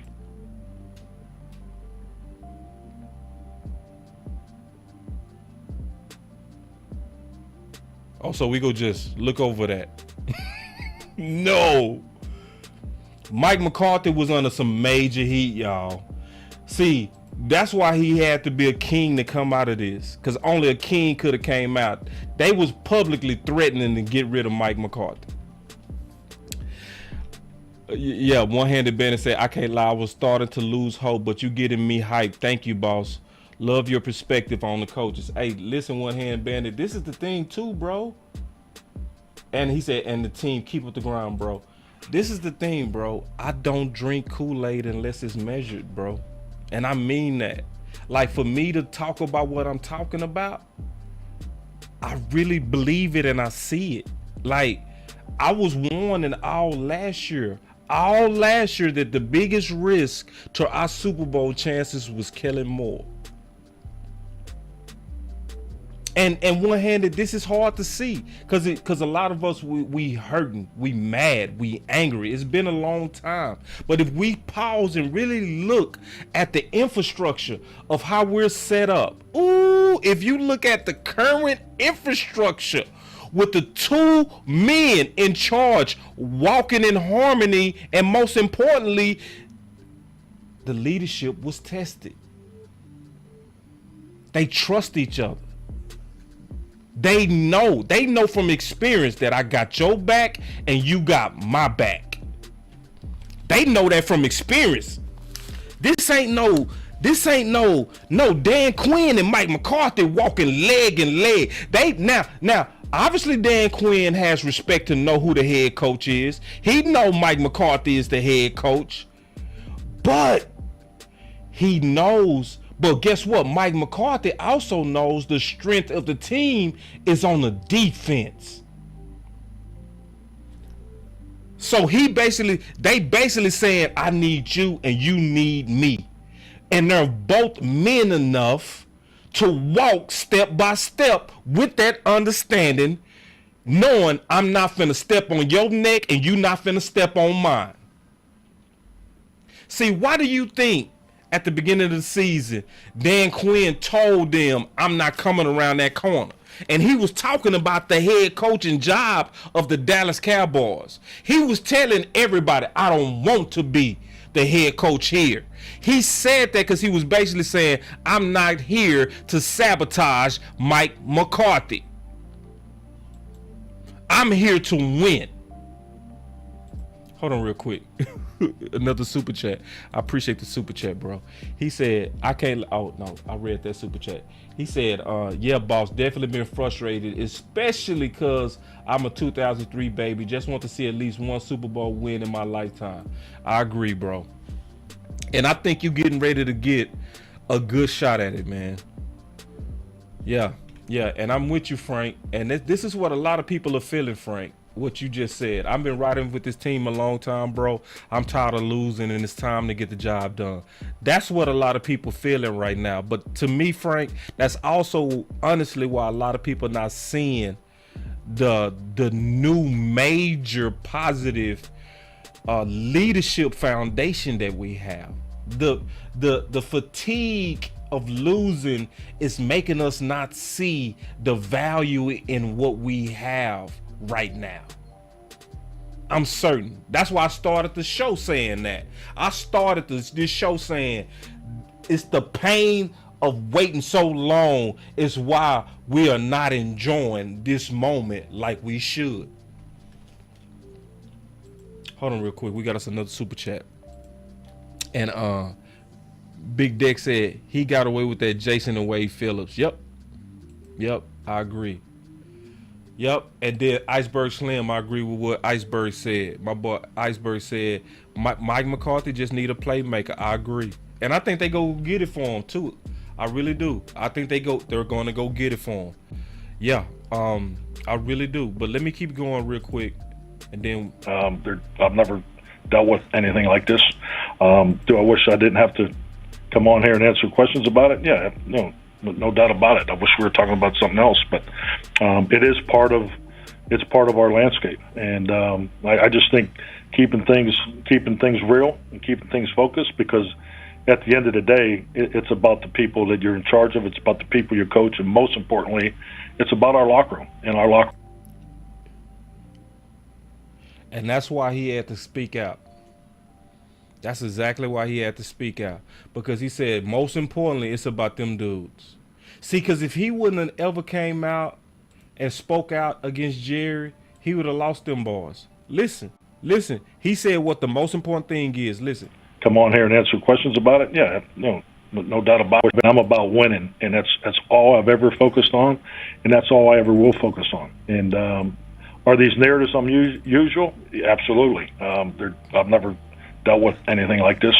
Do I wish I didn't have to come on here and answer questions about it? Yeah, no doubt about it. I wish we were talking about something else, but it is part of our landscape, and I just think keeping things real and keeping things focused, because at the end of the day, it's about the people that you're in charge of. It's about the people you coach, and most it's about the people you're in charge of. Importantly, it's about our locker room, and our locker room's about winning. Yep. And see, the two shows, if you're interested, is this was my reaction, because this was the show where Jerry Jones did his season-ending interview with the fan, and he was ripping Mike, and I was like, Jerry, what the hell are you doing? You know what I mean? Like, and I did that. So if you want to go see my reaction to that, go through the videos and the live videos and go check that out. And then I predicted and I said he was going to have to respond, and he did. And he struck back at Jerry. I said the Mike McCarthy strikes back at Jerry, and he needed to. He would have lost the team. So that I said all that and went through that important history because the leadership was tested between Mike McCarthy and Dan Quinn. That was a leadership test that both of those guys passed with flying colors. Yeah.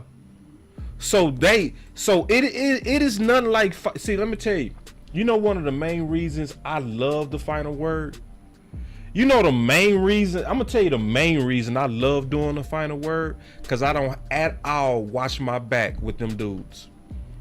I ain't gotta worry about you trying to get clout on me. If I make a mistake, they not trying to make me look bad. They just, I can trust them. I can trust that they not trying to steal subscribers, law, big game. I trust them. And the OC. It's a whole lot easier to fight when I know I can trust you. And you can trust me. When you know I'm not trying to make you look bad. So when we debate, it's not about trying to make each other look bad. And I like that I'm in an environment to where we're all debating it. And it can be a fight, but it's not about trying to make nobody look bad. I can't say that for the whole community, though, just to be honest. I can't. And some people, if I do a show with you, I know I got to be on my A game because guess what? I know you looking for me to slip so that you can try to make me look bad. Oh, I know that's in this community. I know that firsthand. They do all kind of sneak dissing and all that kind of stuff. You know what I mean? Yeah, because but when you, like what I got with the final word, where you can walk step by step with guys and no, they ain't trying to snake you. No, they ain't trying to do nothing dirty. We all in this together for the same mission. Kings walking with kings. It's the best walk in the world. Where I know Law is the #1 independent Dallas Cowboy YouTuber in the world. But you don't see me trying to step on Law. You don't see me trying to sneak this Law. You don't see me trying to get, I'll call you Amp, I'll call you Big Dog. You don't see that. You see us walking lockstep together, trying to enhance each other, push each other up.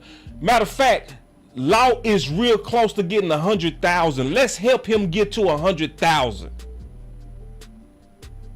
You see what I'm saying? Kings helping kings. That's what we looking at right now. That whole dynamic alone is championship dynamic.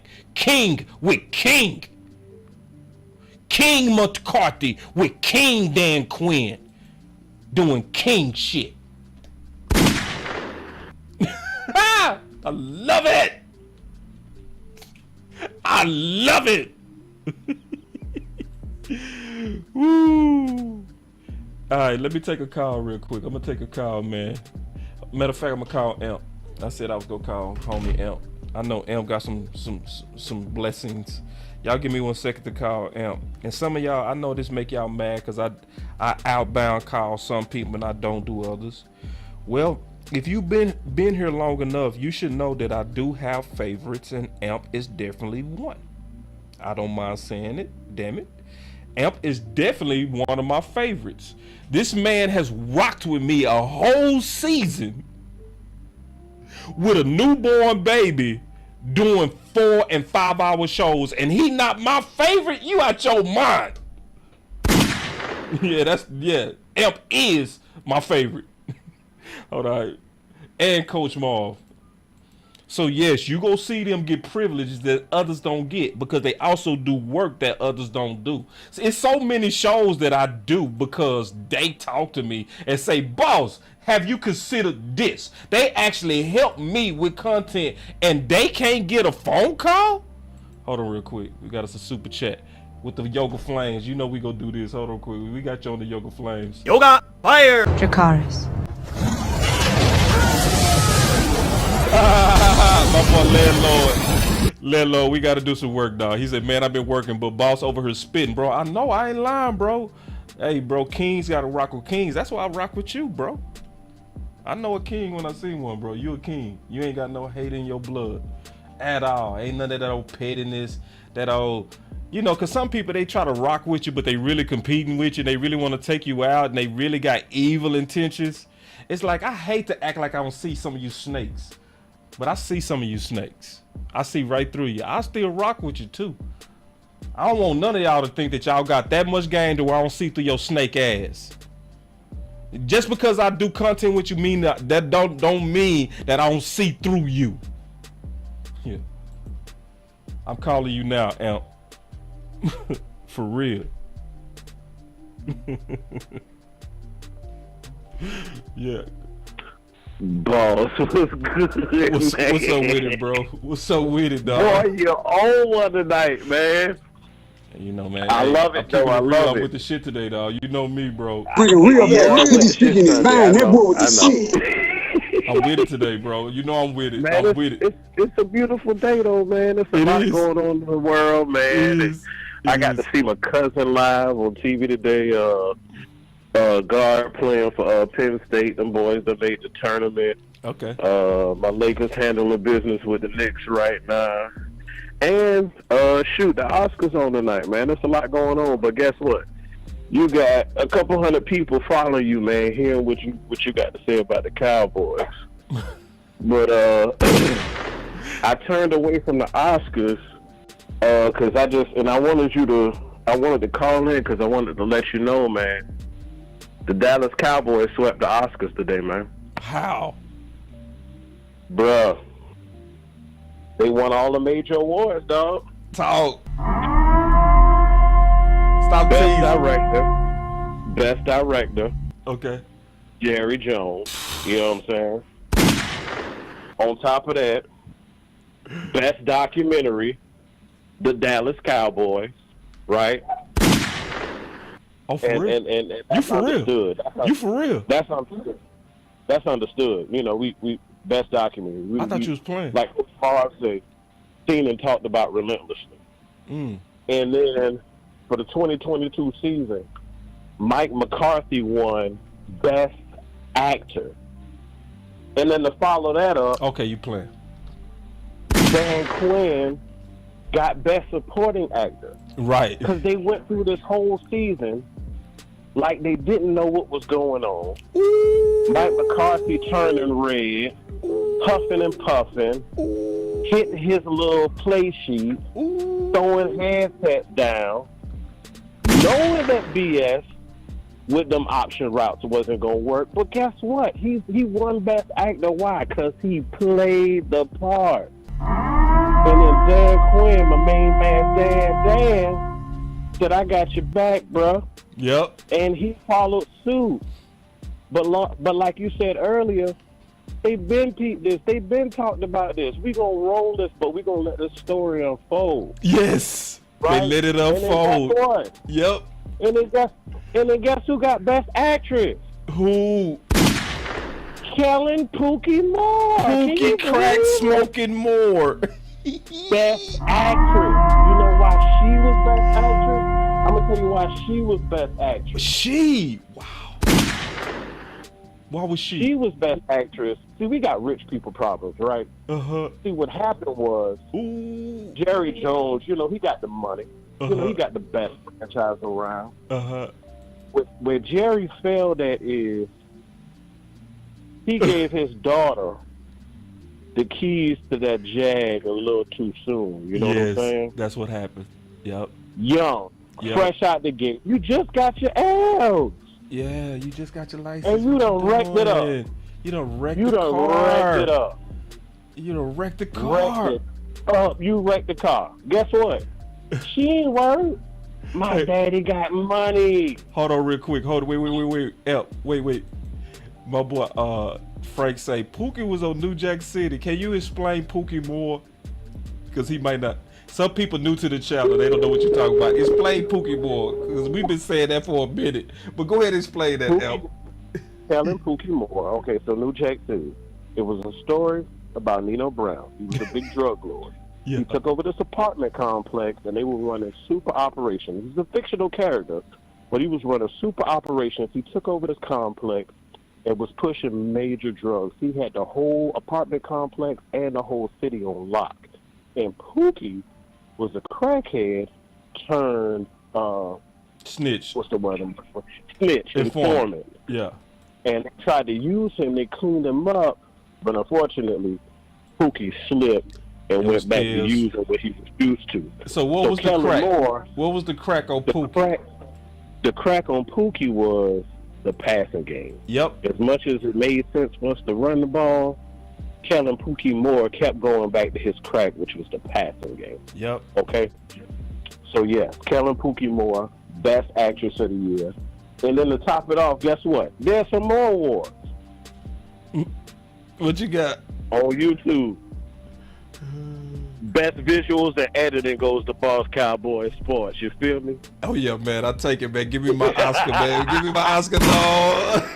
I had to show some love, man. I appreciate it, bro. I appreciate it. That's the Oscar, man. Hey, man. You got the best story around. Hey, man. I appreciate it, bro. I had to give it to him. I appreciate it. I received my Oscar. Thank you very much.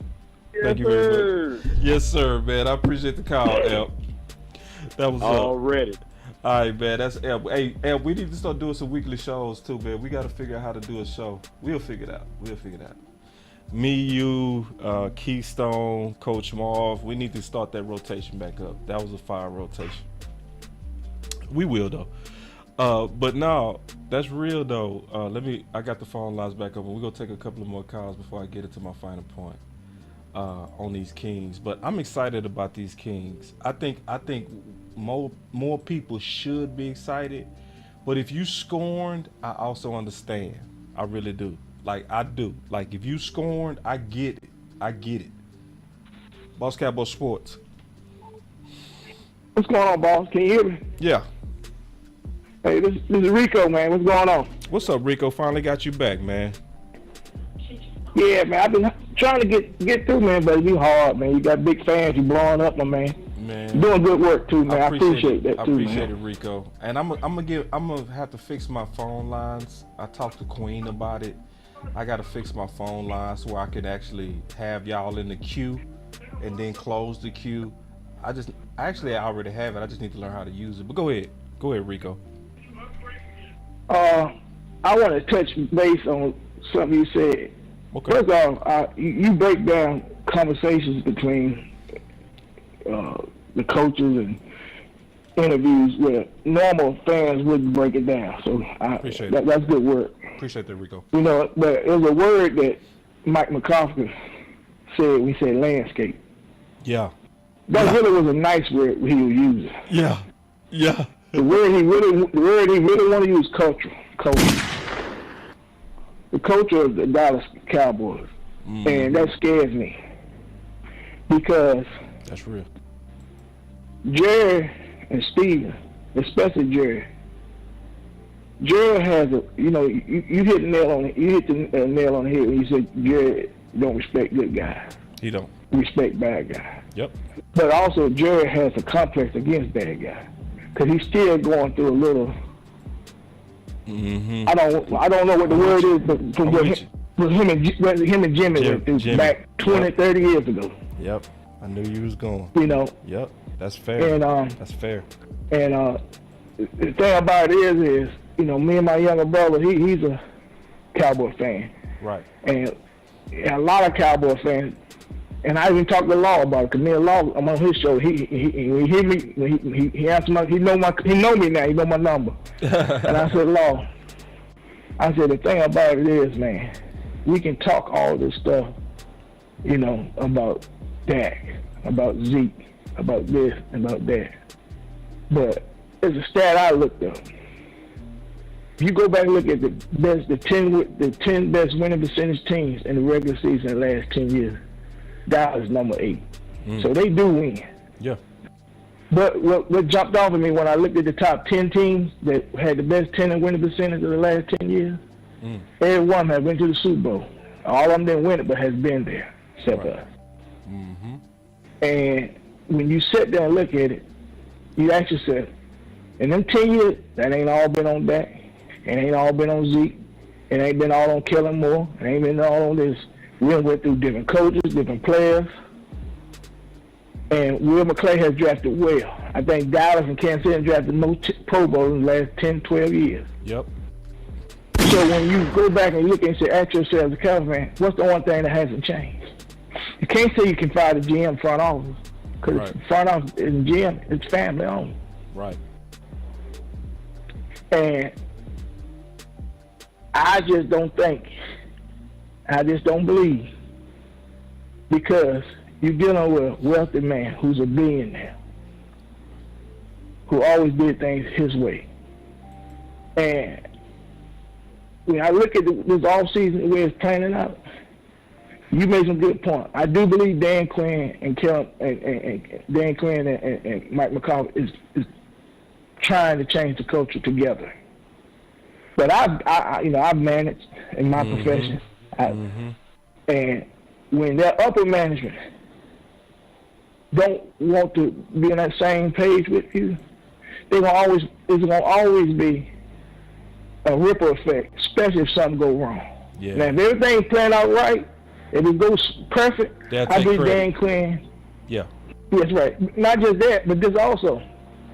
When the hand that Dan Quinn and Mike McCarthy got now, this coming up here, the back's against the wall. Yeah. Because they got to go perfect. They got to go perfect. Because if it don't go perfect, I don't foreseeing Dan Quinn or Mike McCarthy there. I see Jerry going right back to his old ways, because he's gonna look in control. Because this way, if you look at how he did Mike McCarthy, he rated to Mike McCarthy last year. So he's saying, you know what? I don't want the Cowboy fan or the media to say I didn't let him have it his way. He's telling Mike. What he should have done, he should have gave Mike McCarthy that 2-3 years ago. Then we'd know a lot of answers on a lot of things. We didn't even know answers on what that ceiling is. You know what I'm saying? You want to be real about it. But they did. And the second thing is, when y'all talking about in free agency, if you look at Dallas where they do contract, they do poor-piss job of contract, even with their own players. When they overpay them when they had a chance. The fault with that, the contract that got, it ain't Dak's fault, it's their fault. They should have paid him 2 or 3 years ago. Yeah. Same thing, they can get in the front of the train on CD and Diggs, but they not, because you know why? Yeah. Because they don't know what they're doing. Let's just be real about it. They don't know what they're doing. Yeah, it's because this is sad. This is sad thing Rico, about it. I think they do know what they're doing. They do, but what they doing don't make sense. Like for instance, if they knew what they was doing, Dak would have been extended instead of restructured. Okay, yes, you're right. But they trying to get him cheap. You know what I'm saying? If Diggs not signed this year, they knew what they was doing. They just crazy. Okay, let me explain it to you. They do know what they're doing.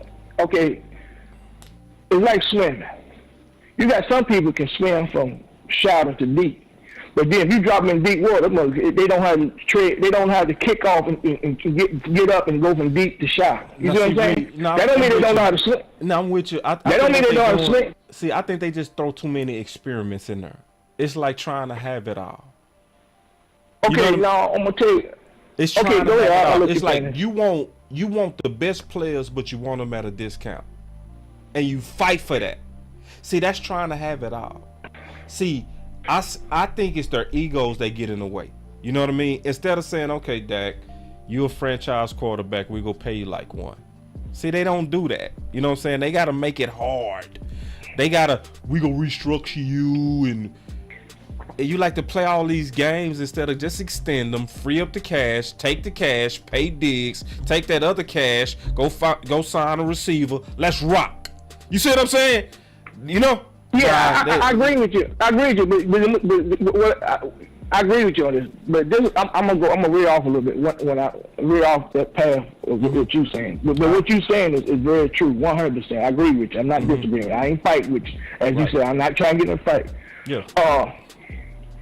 What I'm saying is, if you look at two teams, because they knew the salary cap and they knew how to manipulate, they knew how to move money. It was two teams that been to the Super Bowl that was worst captain we were, and it's kind of like what Law said. You rebuilding the plane while, and I heard you say building the plane while it's in the air. You look at the Eagles. Eagles won a Super Bowl in 2017, I believe, and they had Carson Wentz, and they just paid Carson Wentz some money, I believe. And they had Jeffries and Johnny J, whatever his name is, the tailback. They had put money. They had loaded that team up. And my younger brother, he get mad when I say this. He said, "Man, they're gonna be in cap hell." He said, "Because once that team get old, they're gonna go back." And guess what? They dipped for about a year, and then they built that plane right back air and got right back in the air. Never landed, rebuilt it, and went right back in front of them. The Rams did the same thing with Jared Goff, Todd Gurley, and made Aaron Donald the highest player and defense player ever in history because they know what they're doing. It go back to that example I said, swimming. Yeah, you can swim. You can swim somewhat because you can go from shallow to deep. But if you was in the Atlantic Ocean, you fall up that boat, your ass is grass. Excuse my friend, because you can't drop in deep water and go. Stephen Jones what he's doing, he's playing safe. Because this is what he's saying. If I go out here and pay some big information, if I go gamble, if I lose my money, lose big, I don't know if I can go back and hustle it back up without falling off the cliff completely. Because they don't understand the cap, like people who are GMs who done this, they do their job. Because this is the one thing I ask everybody. If Stephen Jones, Jerry Jones was not owners and they was doing their role at another team, would they still be working in the NFL right now? Yes or no? Hold on real quick. Let me address something real quick. He said, I love me some boss, but until I can call in and share my point of view, the extent of my service will be likes and shares. He can let his favorites buy super chats and send cash apps. No disrespect.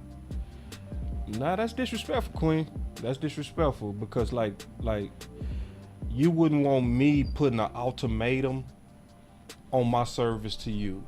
Now, I talked to you personally via DM and told you that I'm gonna upgrade my phone system for you. You just put out in the public in front of everybody that you go limit your support of me even though I answer you directly. It's a better way to handle that, Queen. It is. I love you too, Queen, but next time hit me up on the DM. You just blasted me in public even though I directly answered you about the phones in private. We got you, Queen. One thing I'm gonna tell you what these other guys do that get in, that you struggling to get in, and that's okay, is they put me on speed dial. That's how Coach Marv is always the first to call in. It's not that I favor him, because I actually do favor him. I don't even mind saying that, and I should, because he put in so much work for me and the community. But I just wanted to just kind of talk to everybody, like, listen, y'all, we go upgrade these things. Y'all just also, everybody got to be patient because these upgrades take time. Sometimes they cost money. You know what I mean? So let's just be nice, everybody. Let's be cool. Let's just, kind of keep our temperatures down. We all in this together. You know what I'm saying? And if you limit your support until you get on the phone with me, that's fine. I ain't got no problem with that either. But I just want to just address all of that and just ask everybody to give all of us time to make the upgrades that we're trying to make, because this is truly complicated what we're doing. It seems easy, but it's not. Just trust me on that. So for even me to figure out how to do this upgrade, I'm gonna have to go through all kind of changes and trainings and all kind of stuff, and get on the phone, call people that's doing it. If they feel like helping me, they might not. That's how it is. So anyway. Okay, go ahead. Go ahead, Rico. Oh, cool, bro. Oh, yeah, okay. You're right about the speed dial, because I do the same thing. Yeah. Try to put them speed out. Sometimes somebody good is like the faster trigger than you, though. But it's all good. Patience is a virtue, Mm-hmm. But yeah, like I said, 49ers and Dallas, and Eagles, been back to the Super Bowl with two different teams, and they had the same cap goes for them, and they was able to get rid of players that they paid. Todd Gurley didn't live up to his contract. Jared Goff didn't feel like he was the guy. They changed, and they guess what? When they loaded back up and won one, Eagles loaded back up and got there. We can't even get there because, like I said, it's like it's a swimming scenario. Some people, yeah, Stevie don't know what he's doing, but it's like a guy who say he can swim. He can go from shallow to deep. Yeah, you're a swimmer, but are you a true swimmer? Do you really understand how to tread water? Yeah. How to do all that? You see what I'm saying? Yeah, Rico. Okay, and that's why I asked every Cowboys fan this. If Stephen Jones and Jerry Jones wasn't the owners of the Cowboys, for what they have done the last 30 years, do you think they'd be anywhere else working? If they had just got a job? Yes or no?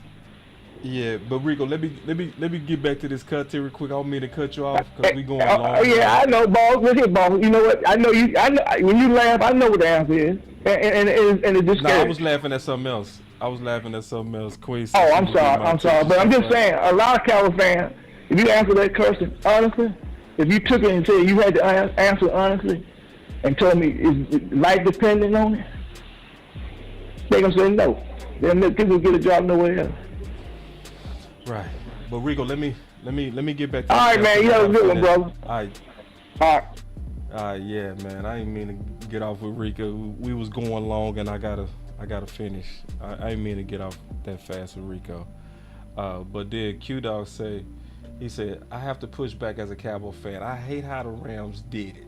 They gave all the picks for a Super Bowl. The Eagles did it the best in 17 and 22. Yeah. I think the Eagles was better. I do. I think the Eagles did a better way than the Rams. But I also like how we do it. I think we just get in our own way. That's my honest opinion. You know what I'm saying? So, but anyway, Queen said, I apologize. I just knew that would get your attention. All right, Queen. Okay. Hey, Queen, you got my attention when you DM me. You could have did it that way, too. It's all good, man. I got love for you, Queen. You know what I'm saying?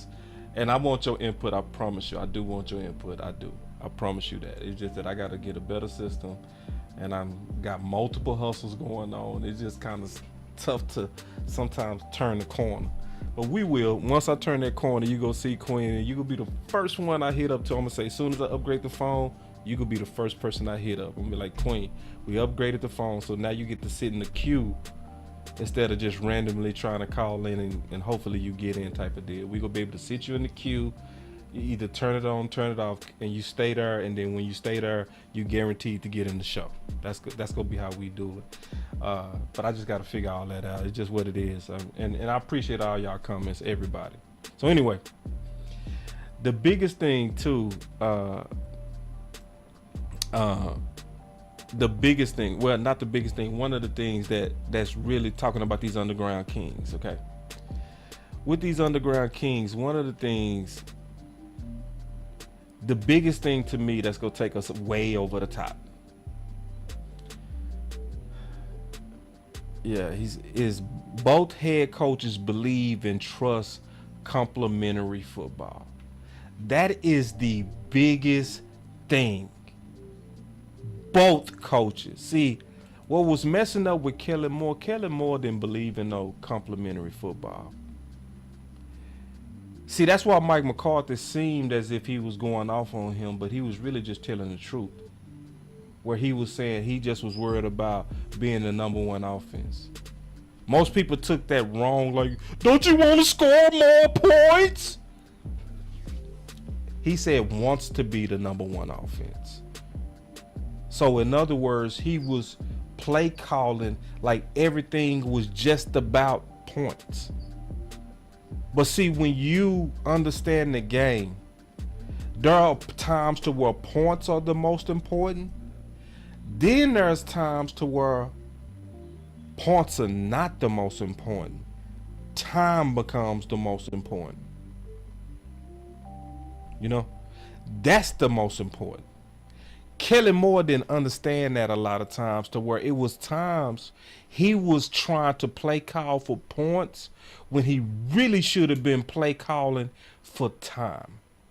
So I'm going to show y'all a comment that let me know that Jerry Jones completely understands that. So check this out. And do you want to run the ball more than y'all have as an offense? I mean, do you think that's going to make Dak better? I don't know that the numbers. I was disappointed in our yards per carry, but that has also to do with how wide open your passing game has made it for you. As we know, we're going to hear that word complementary. Yep, you go hear that word complementary. Here we go. But I'm not as big into trying to make an adjustment in the percentage of run ratio. One of you talked about that recently, but I'm not that. I want to be able, when we've got that lead, especially if we should happen to have in this league. Wait, whoa. Listen. Able, when we've got that lead, especially if we should happen to have in this league a 2-touchdown up lead. Wait.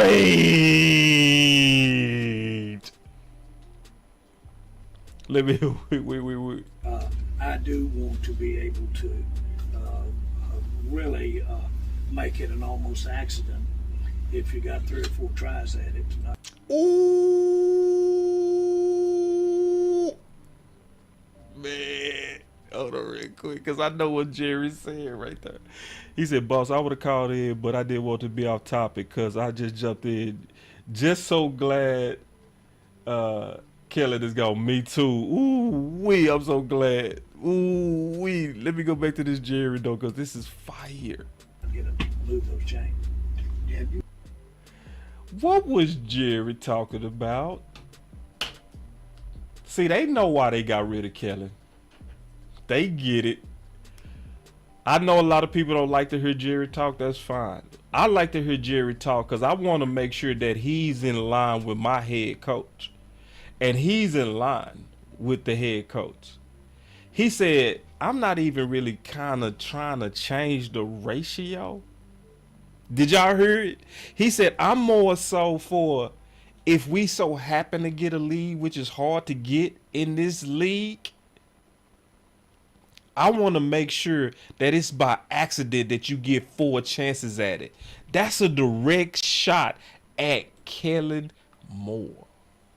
See, because all you got to do is think about the game. See, Coach Marv in the house. Where you been, Coach? You late. No, I'm just tripping. He said, boss, put up the keys to victory for big games. And it speaks to what you're talking about from day one. Hold on real quick. I still got them keys up here, too. Hold on real quick. Let me see. Let me see what you're talking about. Man, I ain't going through all this, Coach. But I still got them keys up in there. Coach want me to go through the whole slide. I ain't going through the keys. But, just to make it short, the Cliff Notes version, I'm going to make it short. What games was we up that we gave away? Yeah, Green Bay and the Jags. We was up specifically 14 points on Green Bay. And he said basically, he was basically saying this Mike McCarthy change was more so about, I don't believe that Kellen Moore could actually make the adjustments and the situational football adjustments, which really has to do with complementary football. So Kellen Moore, because he believed in his offense, what did he do versus Green Bay? Jerry, what Jerry said was key. He said, I want it to be almost like it's an accident that you got 4 chances at it. So in other words, I don't want my dumb OC to be throwing the ball so much that we punting it to y'all, killing our own clock and giving Aaron Rodgers multiple chances at comebacks. That's a direct shot at Kellen, and most people didn't even see it. That was a direct shot at why Kellen is gone. And do you want to run the ball more than y'all have as an offense? Hold on. Actually, make it an almost accident. Able when we've got that lead, especially if we should happen to have in this league a 2-touchdown up lead. I do want to be able to really make it an almost accident if you got 3 or 4 tries at it to not get to move those chains. Man, I don't care what nobody say. Jerry has been listening to Mike McCarthy because that's exactly what he's talking about. Complementary football. That's exactly what you also getting ready to get out of the 2 Kings. That's exactly what you and see. Ooh, see, listen. This is the best way to explain it. When we was really serious about complementary football, that's where we was committed to the run under Cooper Rush. This is one thing about complementary football that both Kings understand, and they walking side by side on. This is what both Kings understand, and when I tell you they join at the hip on this, they are joined. Mike McCarthy understands that he's going to have to try to win a time of possession, more so to keep that defense rested. Because when that defense is rested, our defense plays at an elite level. Not even just a good level, an elite level. Isn't it funny that under Cooper Rush, when we was running the ball with at least 30 attempts, and we was definitely winning the time of possession battle, resting that defense, no offense was able to score over 20 points on that D. Because see, that's where you got 2 head coaches now in charge. You don't have a young new booty OC who don't understand clock is just as important sometimes as points. See, because we had the points over Green Bay, we needed an OC that was going to have a game plan that was going to also kill clock. Not just, we trying to score. No, sometimes if you don't score, it's okay. We killed a lot of clock, and we made it very hard for you to even try to come back. And we made you one-dimensional in trying to come back because we killed your clock. New Booty Boy didn't get that. That's what Jerry was talking about. But shoot, Mike McCarthy and Dan Quinn, they both understand that. And King Mike McCarthy has said many times that the strength of this team is the defense. He's going to play call to that strength, unlike Kellen Moore. So when he say it's not about having a number 1 offense, that's what he's referring to. He's referring to complementing the defense, slowing the game down. See, because in the Green Bay game, Coach Marv, Amp, all of us, we went through this together on the post-game show. One thing that a lot of people didn't peep was why that defense wore down. See, that defense wore down because the first 2 drives, Kellen Moore came out in a hurry-up, high-tempo offense.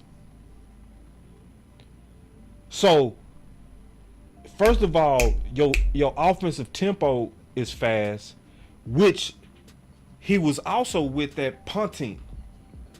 But then what was happening is because he was punting, Green Bay was running the ball. Go look at the play-by-play. Don't take my word for it. Go to the play-by-play. Go look at how fast our offense was getting off the field. Go look at how long our defense was staying on the field. Kellen Moore wore them balls out in the first 2 series. Hurry up offense, punting, And Green Bay was running the ball on us, wearing us down. And I'm talking about the first 2 series. So you ain't gonna see that with these Kings. See, I'm just getting y'all ready for it. And see, this is why I'm super high on the 2 Kings in charge. The main reason I'm super high, because under their leadership, we were still 12-5 2 years in a row.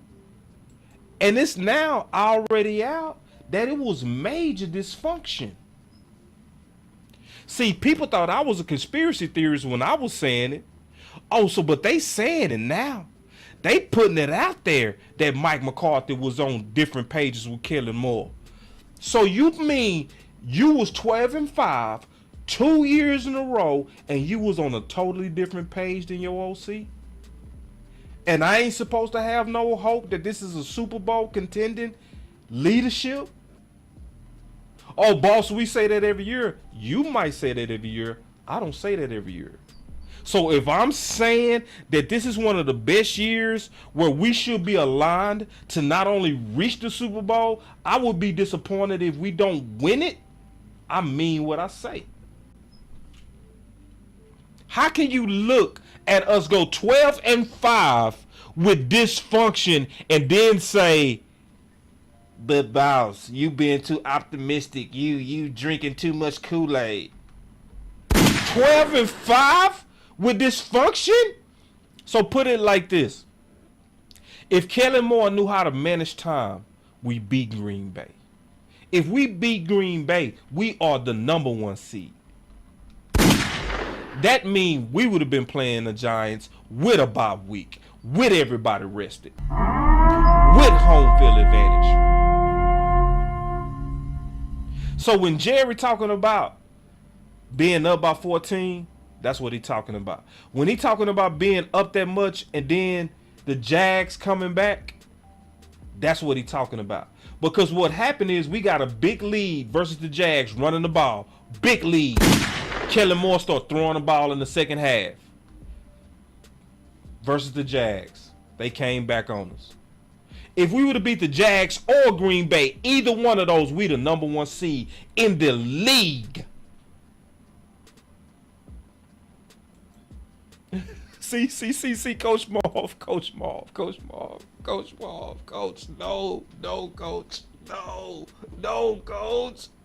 Coach with the super chat. He say, boss, our offense led the league in drives, lasted less than 2 minutes. Oh, God. Just.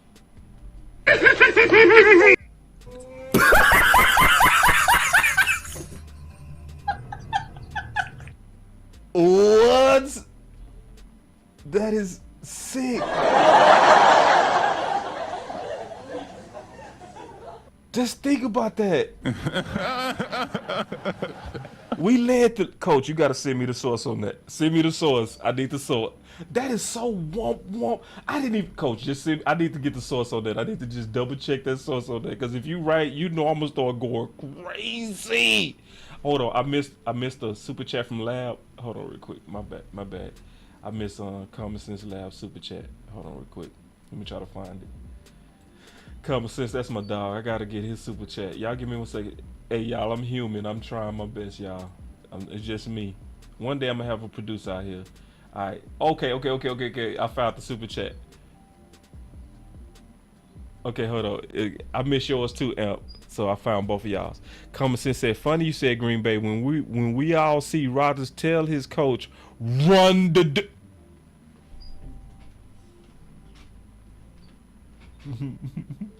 See, don't get me started on that Common Sense.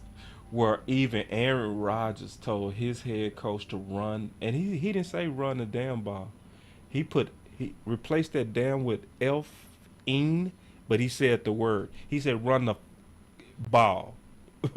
That's what he said. Yeah, so anyway, man. Hold on, Amp. I missed your super chat too. Let me go back. Amp said, folks tripping about last season, but we were really 14-3. Team with our starting QB. Thank you. See, I don't see how we can look at it like that, Amp, and not say we shouldn't be favored to win it. Now, if you scorned, you likely just cannot see it. You won't see it because you're too mad. But if you just looking at it logically, with all the dysfunction, and we was 12-5, like he said, we should have been 14-3. Yeah, DeShannon said, boss coach is right. That's why we didn't win in the division. Exactly. That's why. So listen, y'all. I'm super high, man. I'm super high. I'm bullish. Whatever word you want to use, that's what I am. With these two guys in charge, I'm very bullish.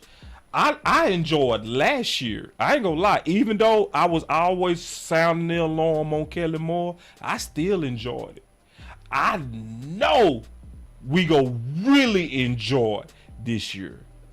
I think next year, 2023, unless some crazy happens, some kind of pandemic, some weird, some ooey, some stupid injury, some freakish. Unless it's some freakish, if everything is what it usually is with us, man, dog, the Cowboys is finna go crazy. The Cowboys under the underground kings, and I'm telling you now, just like I was telling y'all that Kelly Moore was the main reason we likely wasn't gonna win. I was saying that. I'm just as passionate and have just as much faith, not in blind faith, but in real logic, that how can we watch these guys manage that level of dysfunction, still end up 2 games away from the Super Bowl. Now they walking side by side, and I supposed to be a Debbie Downer? I'm sorry. Not with the 2 kings. We got 2 kings, not one. We got 2 kings, and they underground. They disrespected. People ain't even seeing what's coming, but they coming. And it's going to be so obvious next year. By week 16, the whole league will have to give both of them their respect. Yeah, I said that. Yeah. By week 16, it's going to be obvious. You got to give our kings their respect. So, man, if you like this type of content, y'all already know what to do. I don't know how many people watching. I ain't looking at that. I hardly ever look at that. I just do my content and keep my head down. I don't do content for numbers. I do content for quality. You know what I'm saying? Just keeping it real. I never look at my numbers unless I got to where I might be adding somebody. So please hit that like and please share. Okay? Please do that. That helps the channel. That helps us grow. Also, yeah, we are working on those phones. I ain't gonna make no exact date promises of when that's gonna get corrected, but that's definitely on our to-do list to get that upgraded, because we want a top level experience for everybody. We do, on all things. Okay, so we appreciate everybody, even input that's production input. We don't shy away from any of that. We appreciate all of it. We appreciate all input from everybody. We do want y'all to do it respectfully. If you choose to hold back your finances until our production at a certain level, that's cool. I'm not tripping if you do that. That's fine. But then also, if we do up our production, then up your money. But I'm gonna say this too. Some of this stuff also get corrected faster with more money. Just to be honest, so for some people that want upgrades, it would help if y'all actually helped financially or shared or liked. All of that helped. But Coach Marv, Coach, I can't call you, man. I'm actually tired. I can't do it today. But I'm gonna be doing 3 shows tomorrow, so I'll definitely call you tomorrow. No, I ain't gonna do 3 shows tomorrow. I'm gonna do 3 shows Tuesday. I'm gonna do 1 show tomorrow, but I'm gonna start really ramping up because we got a lot of free agent content that I'm gonna be bringing y'all. A lot of it. I already been working on it literally all day. I've been working on it all day. Just all the content that I'm gonna be bringing this week. So I'm gonna be talking about every free agent and how to either upgrade them, make us better, make the room better, some kind of way, and we gonna be having those talks, and we gonna have all those talks before the official start of free agency. So I've already did a lot of my analysis and breakdown on this stuff. So I'm gonna be going heavy into all of this, and I set a goal to have it done by the 15th, to do a whole show on each one of these groups. Each one of these groups, which is similar to, which basically what I'm doing is I'm breaking my book down to video form. So you go get some of my book in video form. Some of y'all go get my thoughts via the book itself. But the goal for having all of this done is going to be the 15th. And then I'm going to start telling y'all when my official book is going to be released. Hold on real quick. My lady Queen. And y'all make sure y'all be nice to Queen, man. Some of y'all got offended. I'm not offended, so y'all don't be offended. I'm not offended at Queen. You know, I just talk to Queen. You know, me and Queen got a relationship to where we can literally talk real to each other. You know what I'm saying? And that's just what we doing. Yeah, and then Coach Marv, I promise I will call you tomorrow, though. I promise that. Okay, Coach, you'll be the first person I call. But Queen with the super that she said, if you didn't teach and entertain me so very much, I wouldn't watch. I love you, Queen. You cool. Hey, Queen, I love you. Hey, you know, and I'm glad I entertain you. I'm glad I do. You know what I'm saying? And thank you for the super chat. I really appreciate that. And I'm going to take that $10. I'm going to put it towards those phones. How about that? Is that fair, Queen? Fair. Queen, is that fair? If I take that $10 and put that towards the phones, give me at least. Okay, Queen. I'm going to get, and everybody else, I'm going to tell y'all a time I know I'm going to focus on the phones and getting them right. I'm going to tell you exactly what I'm going to do it after the draft. Y'all have to give me to after the draft to make any technical upgrades. Okay? Y'all have to give me to the after the draft. This is why all my time right now is all about analysis of free agents and these draft choices. I literally have no time for upgrades right now. But after the draft, I will make a lot of upgrades, including technical upgrades like the phones, and y'all can hold me accountable to that. I want to give you a realistic timeline of when I'm gonna be able to make that upgrade for sure. But as of right now, I'm putting all my time on content that's gonna improve this team and talent that's gonna improve this team. But after the draft, where we know who our free agents are and when we know who our draft picks are, that's when I'm gonna turn my attention to the technical stuff, and we go get it all the way together. All right. So and Coach Marv, I appreciate you being patient with me. You know, because usually we would have called you, but I'm just honestly tired. I can't do no more calls. I'm honestly just tired. You know, I need to get off. Plus, I know I'm gonna have a long day tomorrow. And thank you, Ty. Ty, I really appreciate. Ty, so sweet. Ty say, "You good, boss. Greatness takes time." I really appreciate that, Ty. I really do. So, and I appreciate all y'all patience, man, because Queen, everybody, anybody that's patient with our upgrades. I really appreciate it, because we do want to give y'all a first class experience on all levels. So we don't take any kind of critiques. We don't take it. Well, some critiques. It depends on how you do it. That's really about it. It really depends on how you do it. But either way, man, y'all stay up, man. It's Boss Cowboy Sports, where your voice matter. I will be back tomorrow, especially Tuesday, Wednesday, and Thursday. I'm going to be dropping so much content, I'm probably going to get on y'all nerves.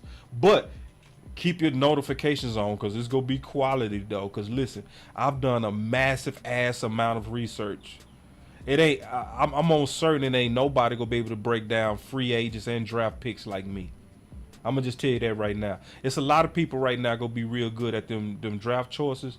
A lot of people ain't gonna be really in depth at them free agents like me, because I've been looking at both.